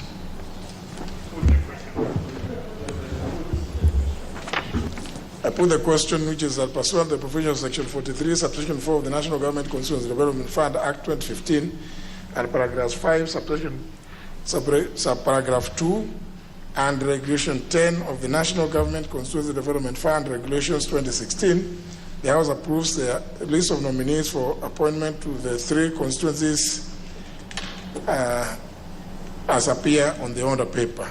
Will as many as of that opinion say aye? Aye. As many of the contrary opinion say nay? The ayes have it. Next order. Order number 12. The Public Fundraising Appeals Bill, National Assembly Bill number 66 of 2019, second reading.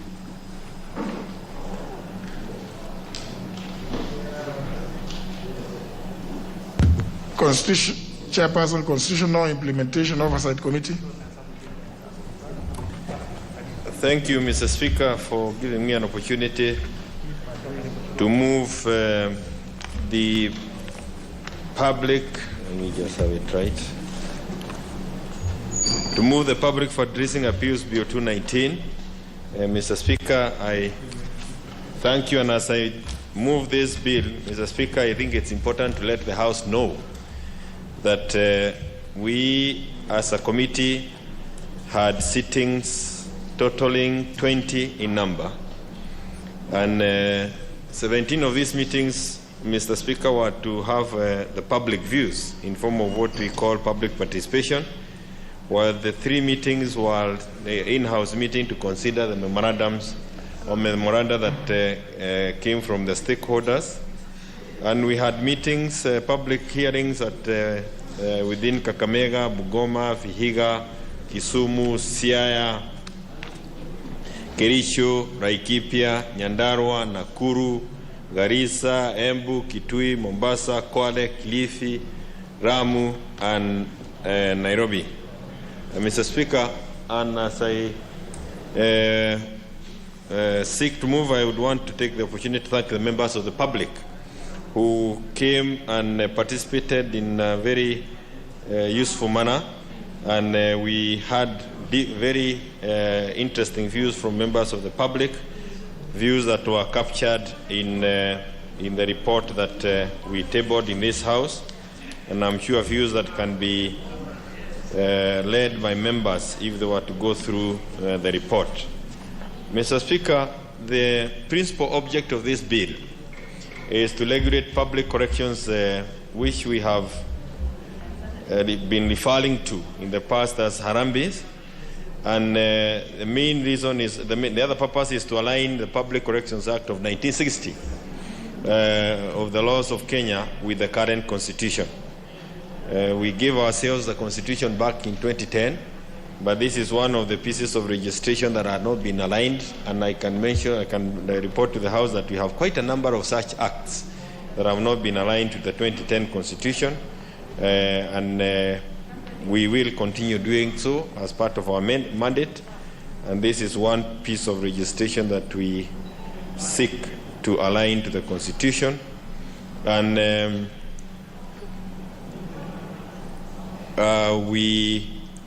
the bill proposes to repeal that Public Corrections Act of 1960, and in its place have a better legal framework to address the patent issues that are bedeviling the public corrections activities in the country today. One of the things that we noticed in that Act of 1960 was that it was still referring to the provincial administration and not the devolved structures as we have them in our Constitution. It still talks of divisions, districts, and provinces. And Mr. Speaker, this fundraising is a spirit that was coined, a Harambee spirit, that our movement that was coined by our founding fathers. It has helped in a big way to deal with the developmental issues in our country, and there is need to ensure that we streamline the legal framework on how we conduct the fundraising activities, so that we protect that activity, useful activity that we have had in our country, from abuses that we have continued perhaps to see in some quarters, and to enable and to ensure that the country continues to benefit from the same movement, or from the same spirit again, but this time aligned aligned to our Constitution of 2010. The bill therefore seeks to ensure that public fundraisings are undertaken in a properly regulated environment by doing, among others, the following, Mr. Speaker. One is to provide a structured process for conducting fundraising appeals and for making contribution in relation to the appeal. Two, provide a regulatory framework to ensure transparency and accountability, so that the monies raised are used for purposes for which the fundraising was requested. Mr. Speaker, it came to the notice of the committee that we have many fundraising appeals that are continuing being undertaken in this country, but on quite a number of occasions, the amount of funds raised is not used for what public was told to contribute the money for. And this bill seems to address such issues, perhaps even having penalties for those who, in a way, may be misleading the public. It protects the public from fraudulent and misleading and even coercive fundraising appeals, and requires that fundraisings are conducted with some form of licenses. It provides a platform for provision for fiscal incentives as a means of engaging voluntary contributions in relation to Harambees.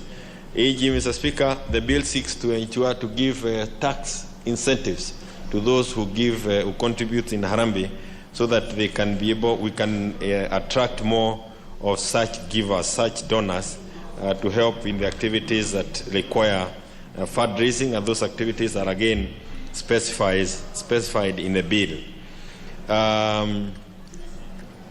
It addresses instances, as I may have mentioned, of requests that have come for Harambees with people who have some not very good motives, ulterior motives, like when money raised for purposes other than for those which the people have been called to fundraise. I have mentioned that, Mr. Speaker.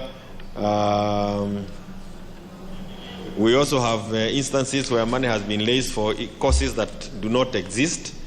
The bill seeks to address such issues. And crucially, Mr. Speaker, and this happens everywhere, we have fundraising activities after which the fundraisers fail to disclose the amount of money that has been raised, and they always cite the issue of security, and that allows for people to misuse the money that has been raised, because people will leave the venue without knowing how much money was raised, and that, of course, hinders oversight or scrutiny as to what is done thereafter. Mr. Speaker, we also, the bill also seeks to regulate the amount of money that is used when, in terms of funding the process of fundraising, because we find that there are some instances where funds are raised and all the money goes into the cost of fundraising and nothing goes to the reason as to why fundraising was called in the first place. So expenses for planning some fundraising cases are always more than the monies that went to the actual cause, and this bill seeks to address that anomaly, Mr. Speaker.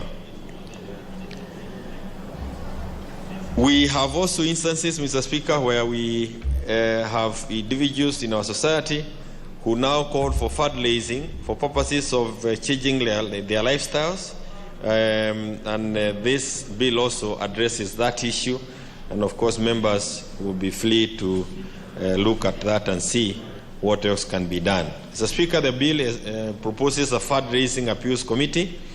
There is also the issue of a county policing authority, the one that exists already, to being required to have this extra activity or this extra responsibility.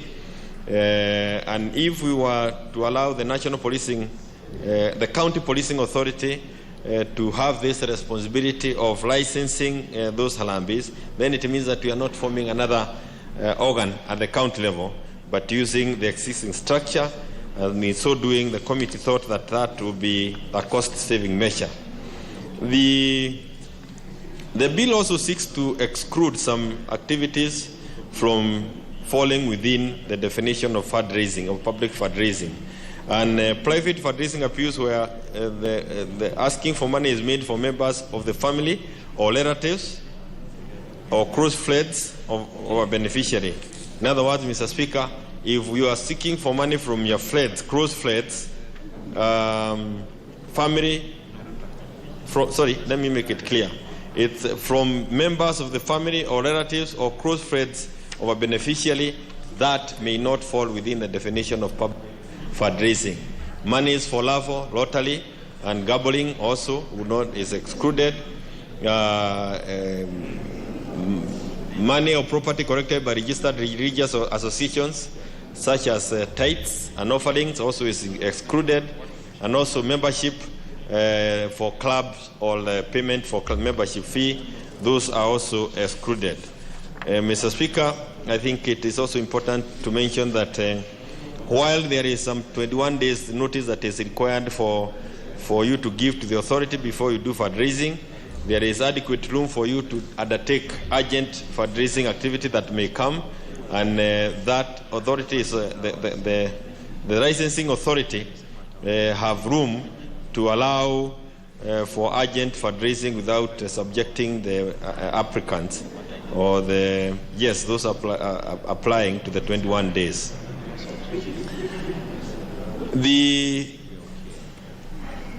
If, of course, there are also conditions that are contained in the bill that would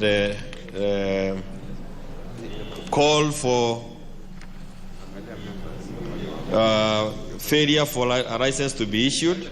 Of course, if there are misleading information or it contains some false information, the application contains false information or misleading information, or the fundraising appeal is unlawful. Mr. Speaker, I think the bill also seeks to bar members of parliament and members of the county assembly.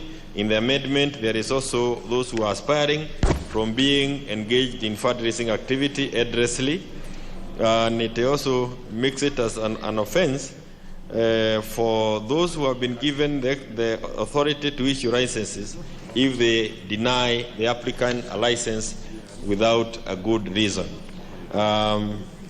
Mr. Speaker, the bill, I think it will be important for members to pay attention to the whole bill, but particularly the issue of record keeping.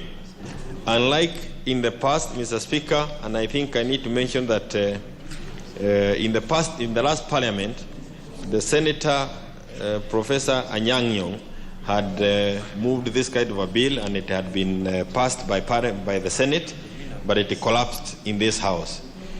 Part 5 of the bill, Mr. Speaker, requires that the records of accounts are kept by a fundraiser manager or the manager to the fundraising. And these accounts should contain details of the person who make contributions in relation to the fundraising appeal. They should contain the amounts contributed. It's important to have the name, the number, and address of the bank account to which the monies contributed is banked, and full details of all the funds and assets received as a result of the appeal. Mr. Speaker, I think it is important to know that a lot of the money that at times is contributed in public places through these public fundraising appeals, the public never gets to know whether the money is even banked or it is shared among those who are present. But for purposes of making sure that accounting procedures are followed, we are asking that this money be deposited in a known account, and the details of those accounts must be disclosed to the licensing authority. Full details of the amount applied for the purposes or objects of the appeal and how it is distributed. It's also important to indicate what kind of how much money is being sought from the public and how it was distributed, any expenditure on assets, and the person conducting an appeal should ensure that the records are kept in a way that enables them to be conveniently and properly audited. Mr. Speaker, that is key, because as it is today, public fundraising or public funds raised through our Harambee motto are not subjected to audit, but the bill now calls for audit when the Auditor General may think that it is important to audit such funds. Again, we have Clause 42 talking about the storage of the records and for the time that it should be stored. The duty to provide those reports is also provided for under Clause 43, Mr. Speaker. And as I mentioned about the audit, we have it at the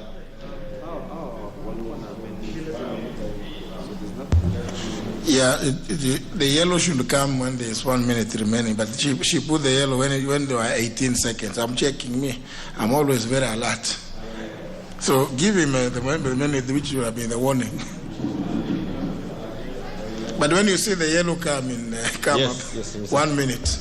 The red comes 30 seconds. I apologize, Mr. Speaker. I didn't see it. Perhaps I have a problem with eyesight, but I didn't see the arrow.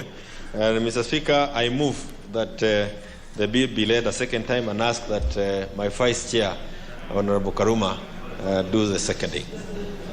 And I thank you, Mr. Speaker. Member for Homa Bay, Honorable Kaluma.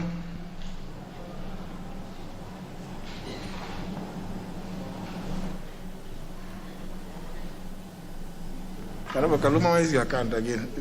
You had it earlier, and it was working. Yes. That's why it shows.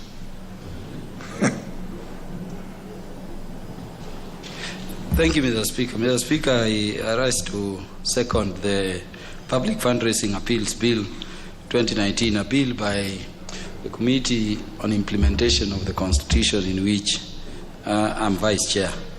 Speaker, Harambes have done some very good things in the country.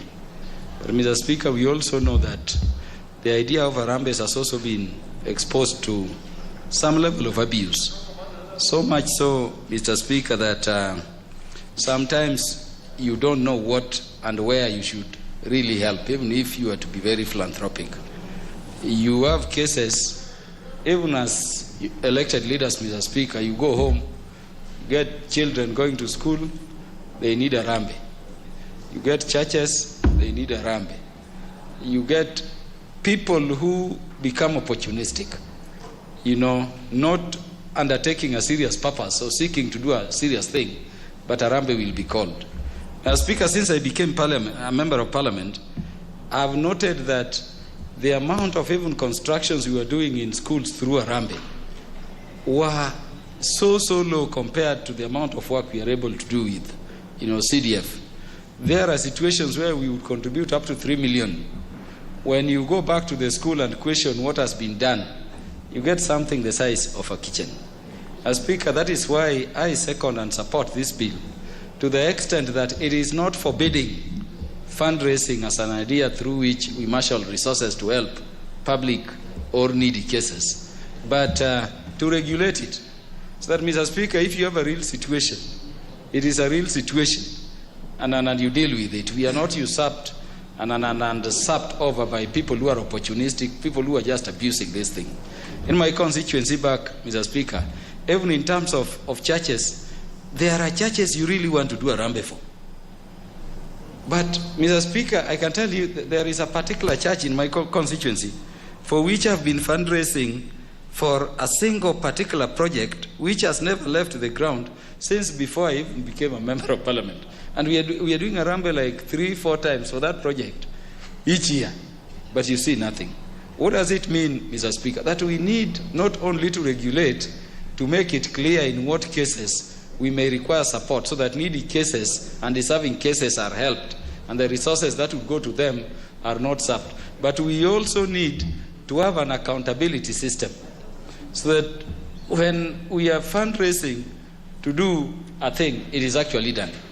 We did a huge fundraising, Mr. Speaker, a short while back, where we were doing Dr. Ida Odinga Library Research and Resource Center at Ogande Girls, which is a former school.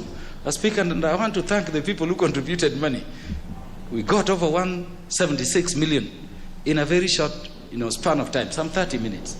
Mr. Speaker, what would happen to the spirit of Harambee and fundraising if the people who contributed to a cause like that were to see nothing of that put in place? It disheartens, people. And if we don't have those accountability measures, we'll reach a situation in this country, Mr. Speaker, where even for good causes, you will be inviting people and there will be no system. We want a system where we are not just, helping through Harambees, but we can also incentivize the people who are giving. That if you are genuinely giving, Mr. Speaker, we can say, have this exemption in terms of particular taxes. And this, Mr. Speaker, is the case in the United States, is the case in developed nations. People can marshal resources, but, Mr. Speaker, you are defined, there is incentives, and there is accountability. We have a situation in the country where you don't know where people are getting money from to do Harambee. Are they sanitizing the money? Are we laundering money through Harambees or what? You never know. Mr. Speaker, for this very reason, I support this bill. I know there is going to be opportunity for improvement for those members who are concerned, but it is a good thing that we have it. And Mr. Speaker, with those many remarks, I beg to second.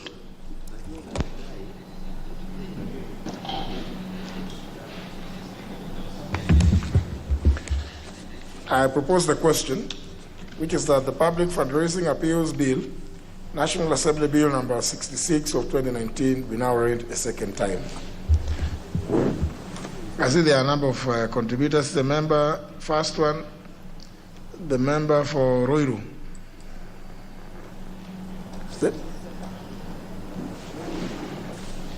Member of Ruiru, his name appears as number 1 on the list. I think he must have come.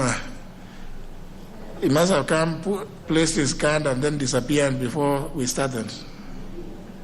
Then the next on the list is the Honorable Oduor Adhiambo, Professor.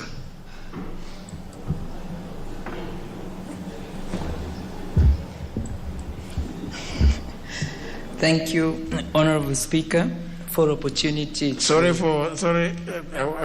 hold for your time is not going to be lost. In the process of giving you, I kind of interfered with placing. She was actually next to you, Honorable Millie Odhiambo. Your name was next, but I know somehow the machine went wrong, so you should be the next after her. That's the way the list is. Proceed, Professor, and make sure that her 1 minute is not lost. Thank you, Honorable Speaker, for opportunity to speak on this bill. Honorable Speaker, indeed, this is a bill that, as it is clearly indicated, is addressing a very key area of concern because, Honorable Speaker, we really need to find ways by which public collections, Harambes as they are known in the country, can be those that give the causes for which they are collected some useful perspective. Honorable Speaker, indeed, I support this bill. However, Honorable Speaker, as I support it, I am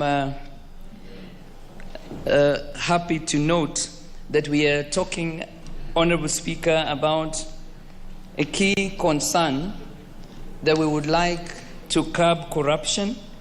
Honorable Speaker, I note that we, in the bill, are indicating, as is appropriate, that it is important to look at the architecture and indeed, Honorable Speaker, to ensure that there are ways in which the monies that are fundraised can not only be seen to be put to good use, but the process of raising the funds himself would need to adhere to the set premises.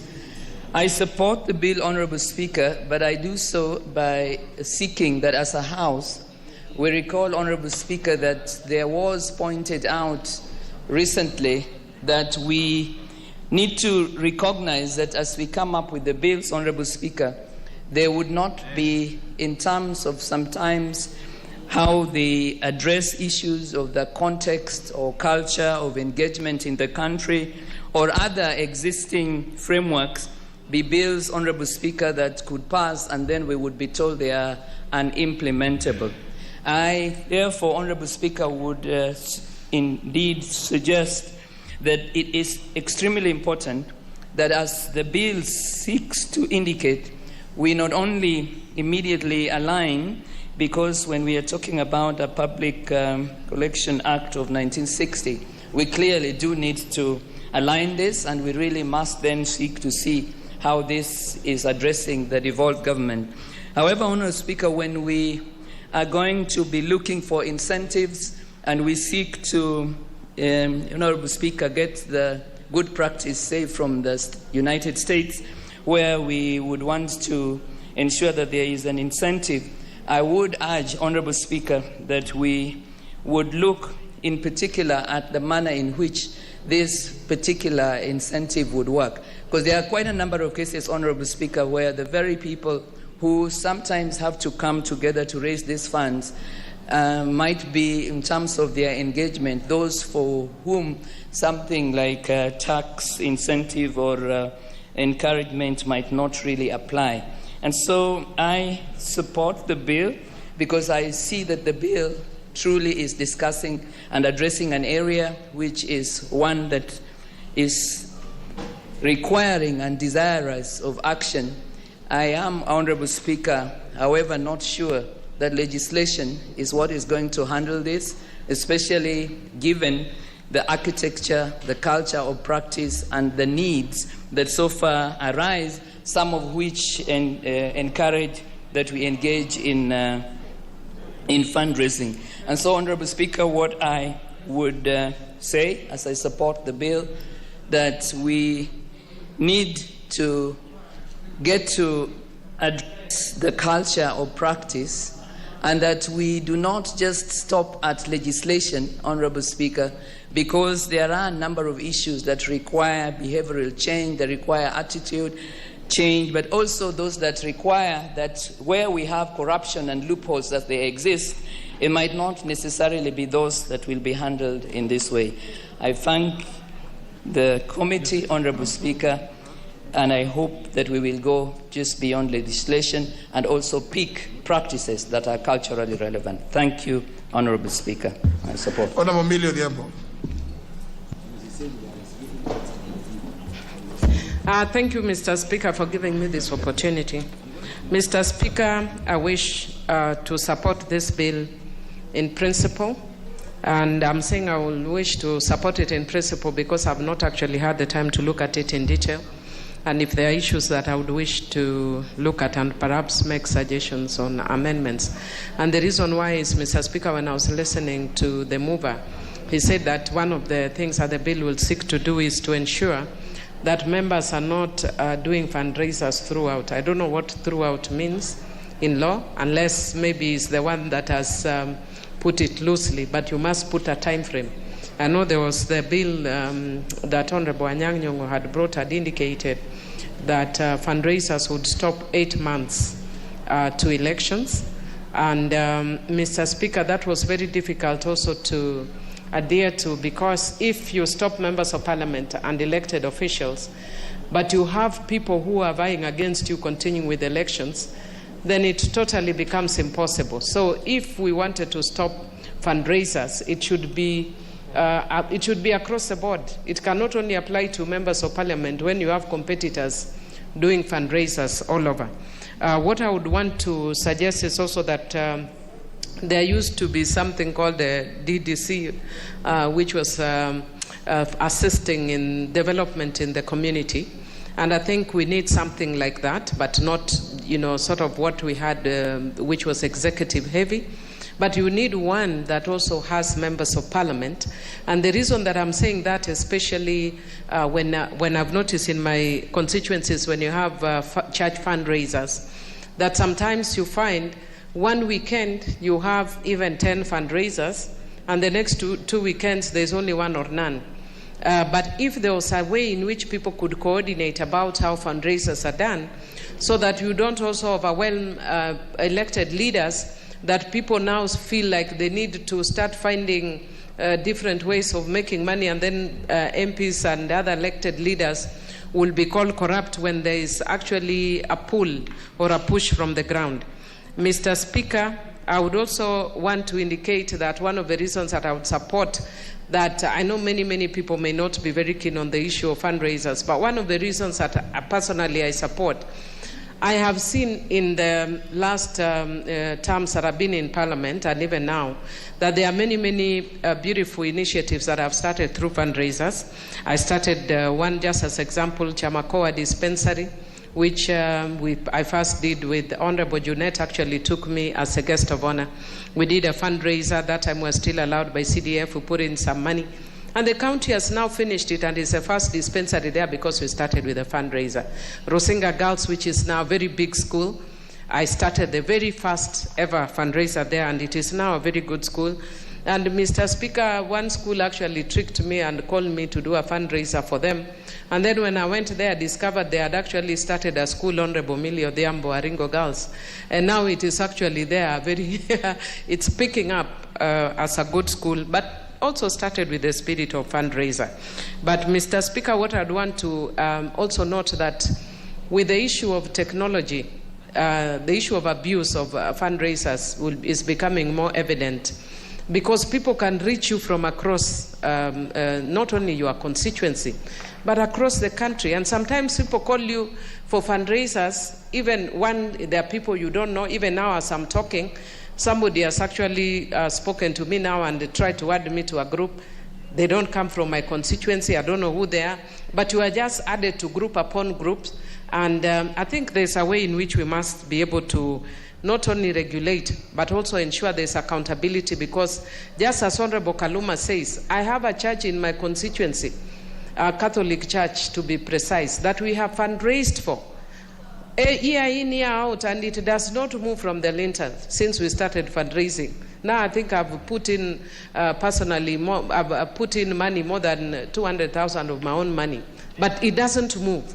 Even my tiny little money should have shown that there's a movement in that. I know the church is very hesitant when we try to talk about issues touching on them, but the same way, even the Bible calls on the issue of accountability.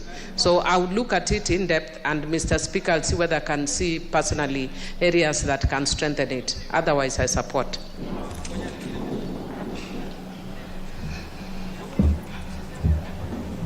The Honorable Kingara Nganga, member for Ruiru.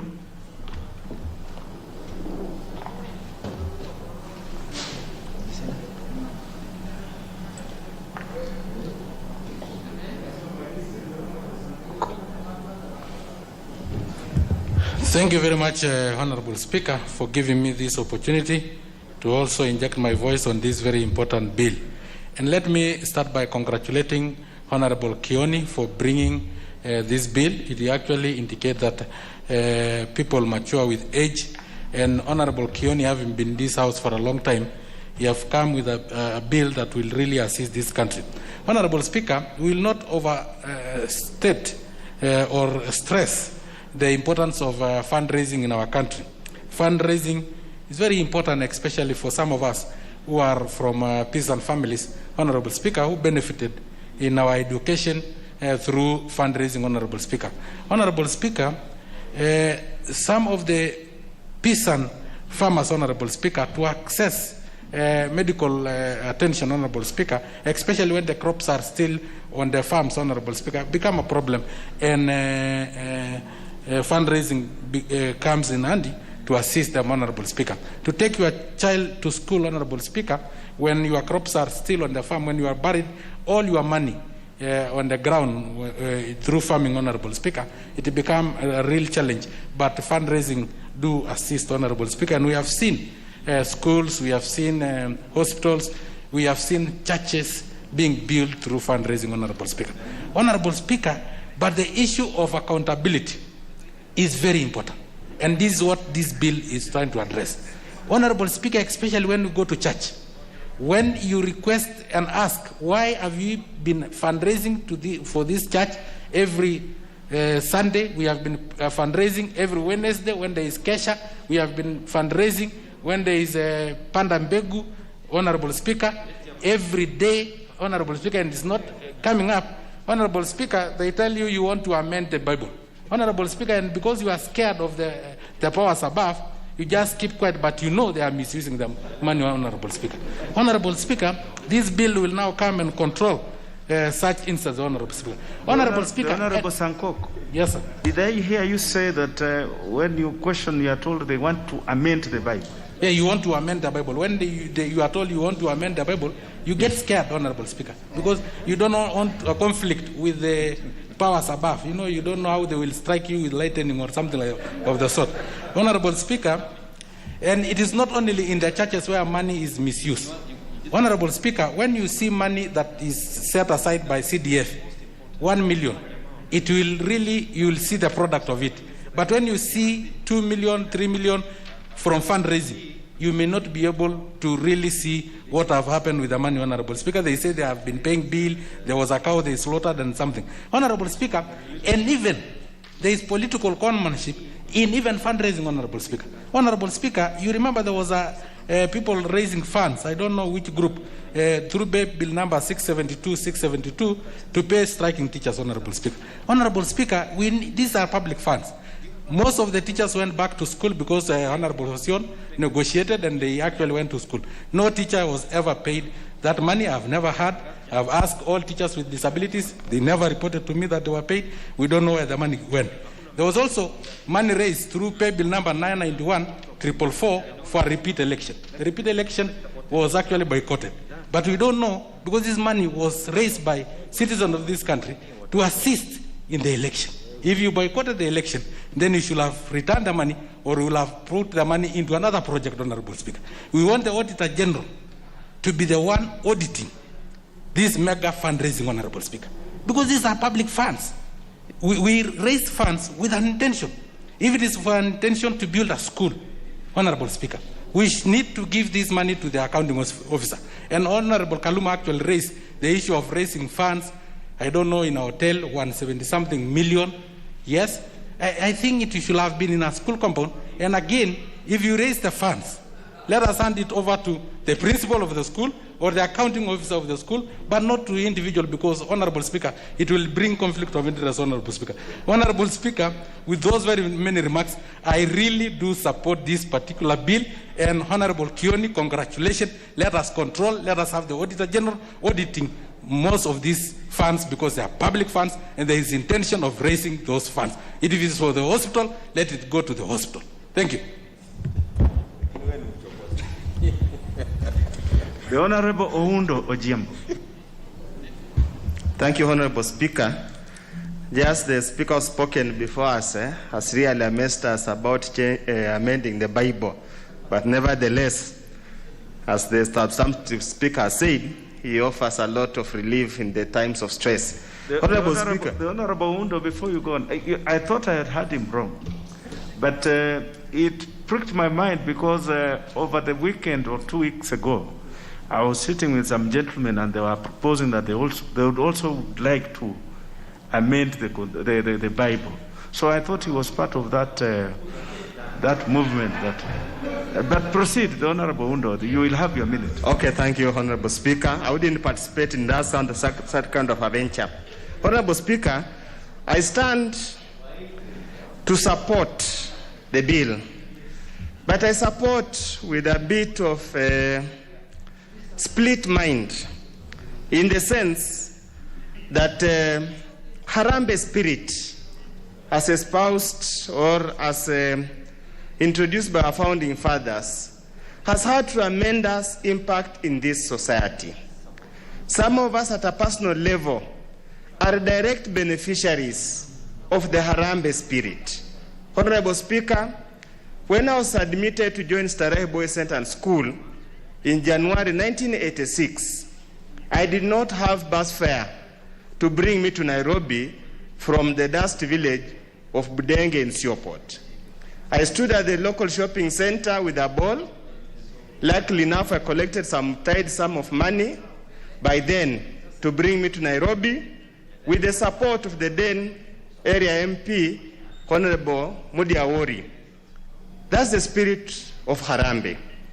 I'm reluctant to join the fray that generally regulates and controls the process to an extent that we miss the spirit of Harambee. But nevertheless, over time, and granted all of us accept, Harambee spirit has been misused, has been manipulated, has actually been watered down to an extent that quite a number of Harambees or public appeal for collection, public collections, are an extortionist in some way. So to that extent, we need some kind of regulation. But I would really suggest, and this will review and make the relevant amendments, that could actually categorize those Harambees or those public funds appeal that require regulations and those that do not require regulations. Yes, they have suggested those involving close family friends, those involving relatives and the family. But honestly speaking, that exclusion needs to be expanded to include some kind of activities that are traditional in nature. Honorable Speaker, for example, if we went to a cultural activity and each is requested to contribute a certain amount of money so that a certain function is undertaken, would that amount to Harambee that require licensing and those kind of things? So those are the kind of debate, Honorable Speaker, as a country that we require to have. Honorable Speaker, I totally agree that we must regulate the Harambee movement so that we don't use it as a form of money laundering. We don't perpetuate corruption. Honorable Speaker, many of us, every Sunday evening, we are indebted to the news on TV, newspapers on Monday, radio all over, where a single individual contributes 30 million in one weekend. Yet when you look at the tax returns, probably they could easily be compared to $750 like that ones of President Donald Trump. Honorable Speaker, on that score alone, I would support these regulations. Honorable Speaker, the issue of licensing, as I said, we need to be very pragmatic. Many times, the appeal comes as a result of an emergency. Getting the mandarins, getting the administrators to provide that license might be onerous and cumbersome, and the entire thing will be defeated. Honorable Speaker, Yes, it's a good idea, but good ideas should always be ready for further improvements. On that score, I support, but with reservations. The Honorable Undo, you will have an opportunity at the third reading to do an amendment, but don't bring the other one that the Honorable Sankok had alluded to. The Honorable Tum Chebet, the member for Nandi.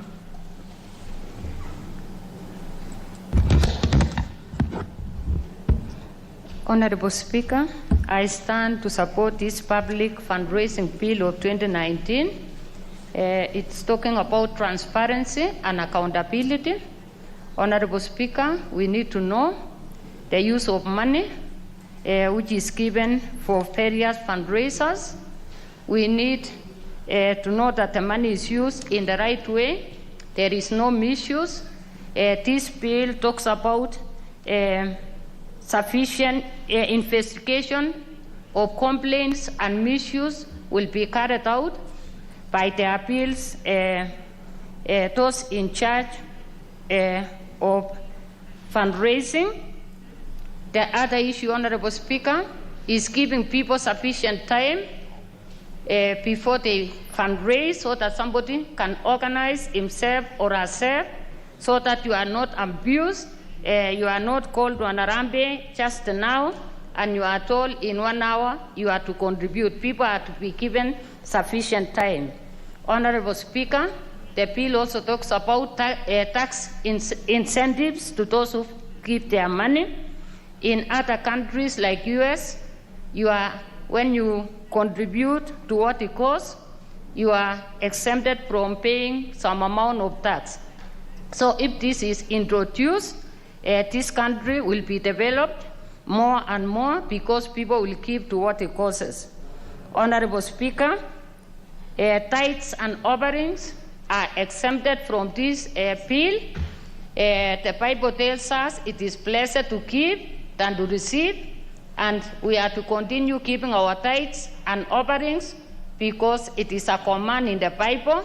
So this bill is very nice because it is not touching on tithes and offerings. Honorable Speaker, I object clause 44, which says a person who contributes in a fundraiser has to specify the source of contribution and declare such contribution in the income tax. Honorable Speaker, it can be a fundraiser which is required just, let's say somebody has had a road accident. When are you going to declare your income tax? Every year, we are required, Honorable Speaker, to fill our tax returns. It is going to kill the morale of people who want to contribute towards fundraisers, Honorable Speaker, which are accidental. I mean accidents, or let's say somebody's house has been burned or destroyed by floods. When are you going to do the tax returns? When are you going to specify the source of your income? This one is going to kill the ideology of Harambe as per the Act of 1960. So, Honorable Speaker, my prayer is there is need for an amendment in this one. But the rest, Honorable Speaker, I support. Thank you.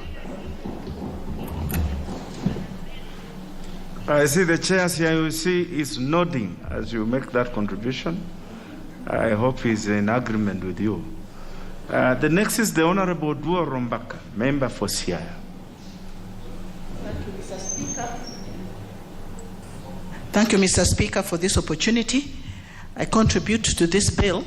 First, I'm a member of the committee that worked on this bill, and so my chair has ably explained how we found out what the public also wished to hear. It is very important to note that the bill does not remove fundraising as such.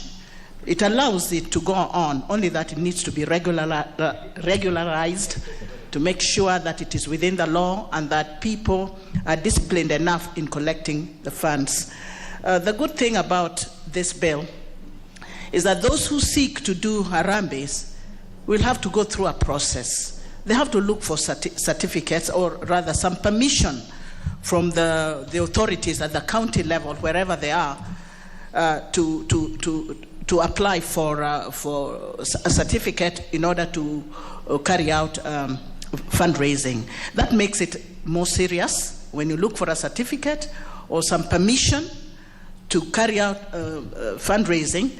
Then you become a little bit more serious, and then the collection will also be controlled so that nobody really misuses the money. There is also the bit about people collecting funds, but making sure that they do not overspend on administration of the collection. Sometimes you find that Harambee is done and there's a lot of food cooked. You spend a lot of money, renting tents, cooking so much, bringing drinks, but what you're going to collect is so far much, less than what you collect. So even this controls that. Don't spend too much on administration of the collection, but have much more on the Harambee itself. The last point that I want to highlight is the fact that members of parliament or politicians generally, including aspirants, are out of this, because constantly they are the guests of honors all the time.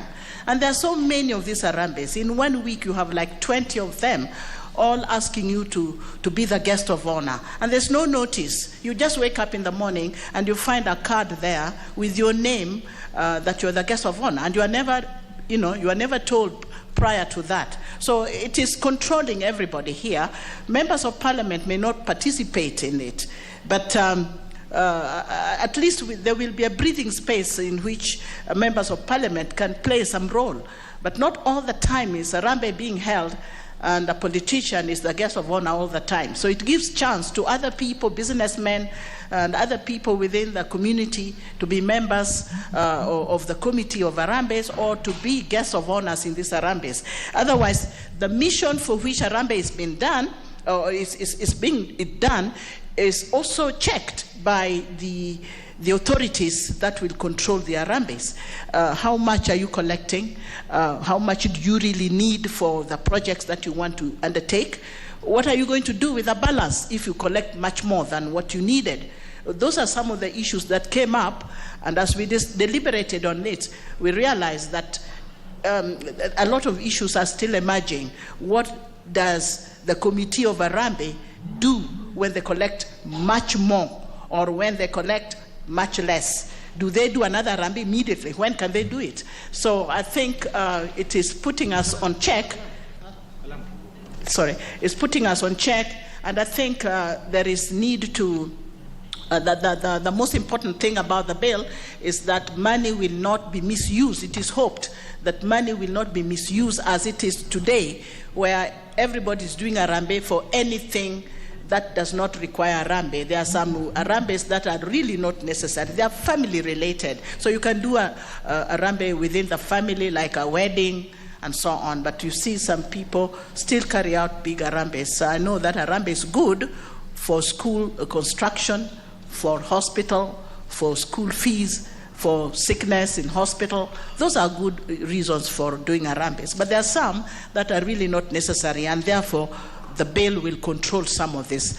Otherwise, I support the bill, and we continue to listen to more ideas as we continue to amend it and to improve it. Thank you. I support. The Honorable Mohammed Sheikh, member for Wajir South. Thank you very much, Mr. Speaker. Thank you very much, Mr. Speaker. On the matter of this particular bill, I do support of the public accounts and functions appeal, I wish to say. It is very important that, that we all understand the importance of our public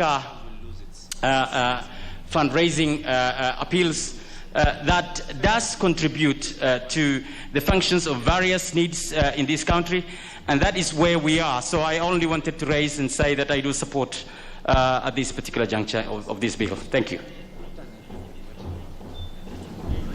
The Honorable Thuku Kwenya, member for Kinango. Thank you, Mr. Speaker. I do not wish to contribute on this particular bill. My interest is in the PIC report. Thank you. Very well. The Honorable Mule, member for Matungulu. Thank you very much, Mr. Speaker. I want to stand to contribute to this bill with some reservation, Mr. Speaker, due to some gray areas coming up on the bill.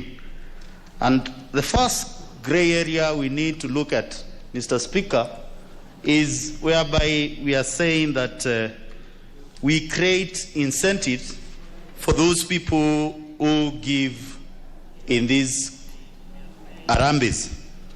Mr. Speaker, this country requires resources.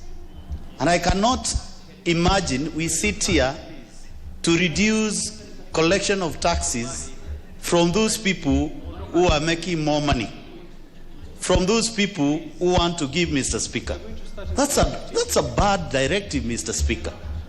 We cannot sit here and try to create a law whereby we are creating incentive for somebody who is giving. Mr. Speaker, you are not giving because it is a must. It's voluntary. So, Mr. Speaker, first and foremost, we want to be very sure. What incentive are we talking about? Are we saying that this person should not pay bills? It means that those who give more, like what I've heard Mr. Honorable Udo say, that somebody gives 30 million, he requires incentive immediately, Mr. Speaker. It's an abuse of the law. Mr. Speaker, secondly, Order, members. Member for Wajir South, you've just walked in, you have spoken, now you are shouting across Parliament. Surely you must have some respect for this House. Thank you, Mr. Speaker. Baby is concerned with this bill. And I want to say, Mr. Speaker, I cannot understand the import of the committee when they were doing this bill. On chapter 20, saying that elected or nominated members of parliament should not participate in fundraising. Surely, Mr. Speaker, we need to be realistic. Fundraising is voluntary. It's not a must. And if I feel that I need to go and do a fundraising at Millie Odhiambo's constituency, I should be at liberty to do that. I should be at liberty to give when God has given us the chance to give, Mr. Speaker. So, Mr. Speaker, there are several issues coming up from this bill, and we need to be very clear and say very heavily that we are going to bring serious amendment to this bill during the third reading to make sure that we align the entire bill to the realities on the ground. Because as a member of parliament, you need to be in reality of what is happening in your constituency, in your country, and you cannot be left out on this noble idea. How can you leave leaders out on a noble idea? Mr. Speaker, we will support this bill on the issue of accountability, on the issue whereby people must show cause why they need to be fundraised for, and they need to be accounted for the money we give them. We'll support all that. Mr. Speaker, we'll support the committee at the county level, even it should go all the way to the ward level. Because, Mr. Speaker, you find some of the Harambes which are done cheekily are down there. And the common mwananchi who is trying to raise few coins within his locality is conned within the system. So it's not a must we go all the way to county. We must go down to the constituency level so that we can regulate the conmanship within the spirit of Harambee. Mr. Speaker, it is good to state very clearly that those who gives those big amount of money must declare that the source of their money from where the money is coming from, and they must declare it to KRA so that we can tax them more. If they have more money, they need to pay more taxes to this country so that this country can grow. Mr. Speaker, as I finish, I will work out with some colleagues. We put up some very serious amendment to sanitize this bill.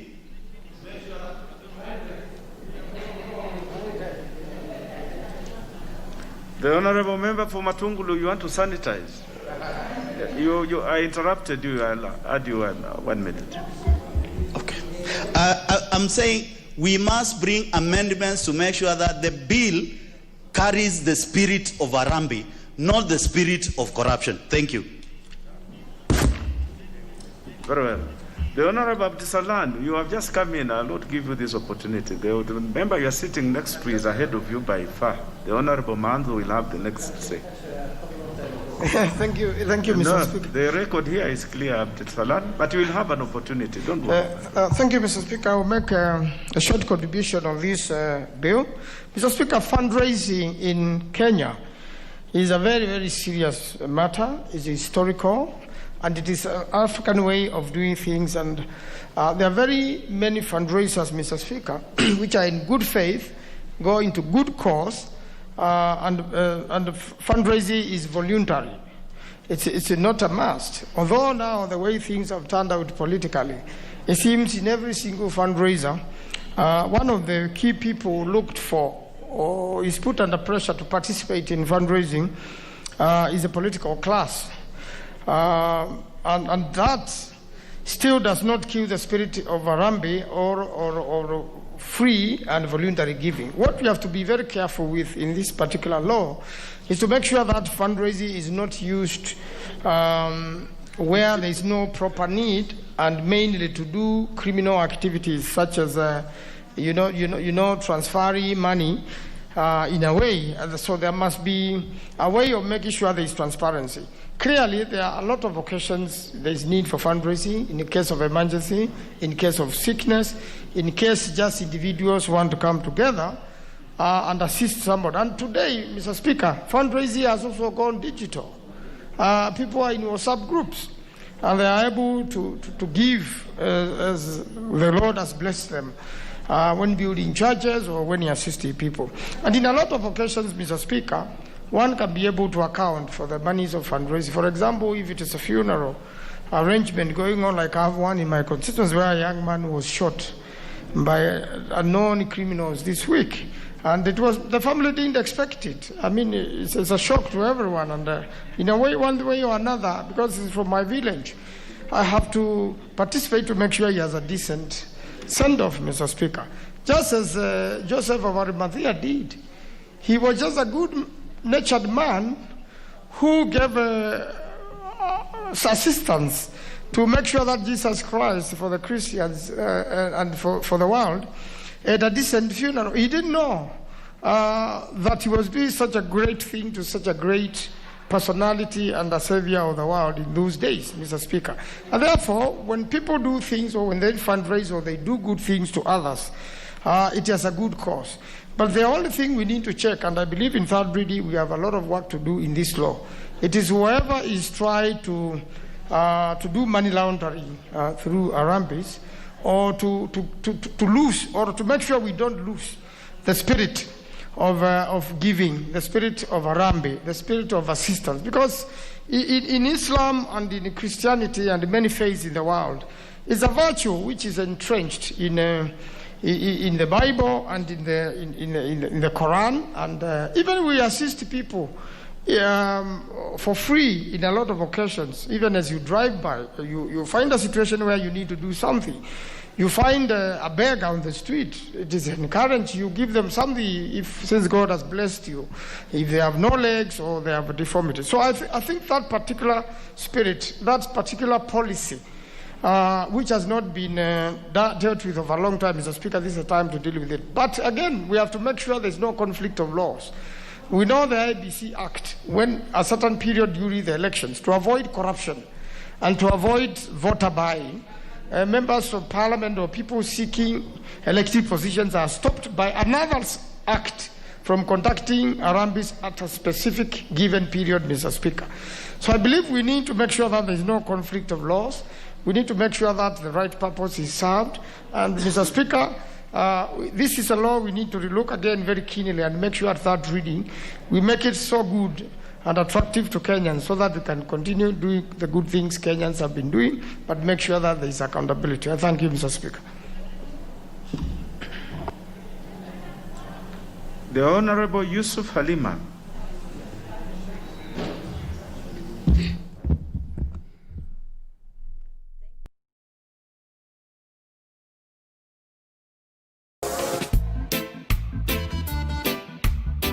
People gonna say all kind of things about you. Wait them on. Just shake up. Need to mush you and done to mush you. When your booty got show me now. Baby, one time. Bossy baby, give me 2 times. Full 180. Crazy.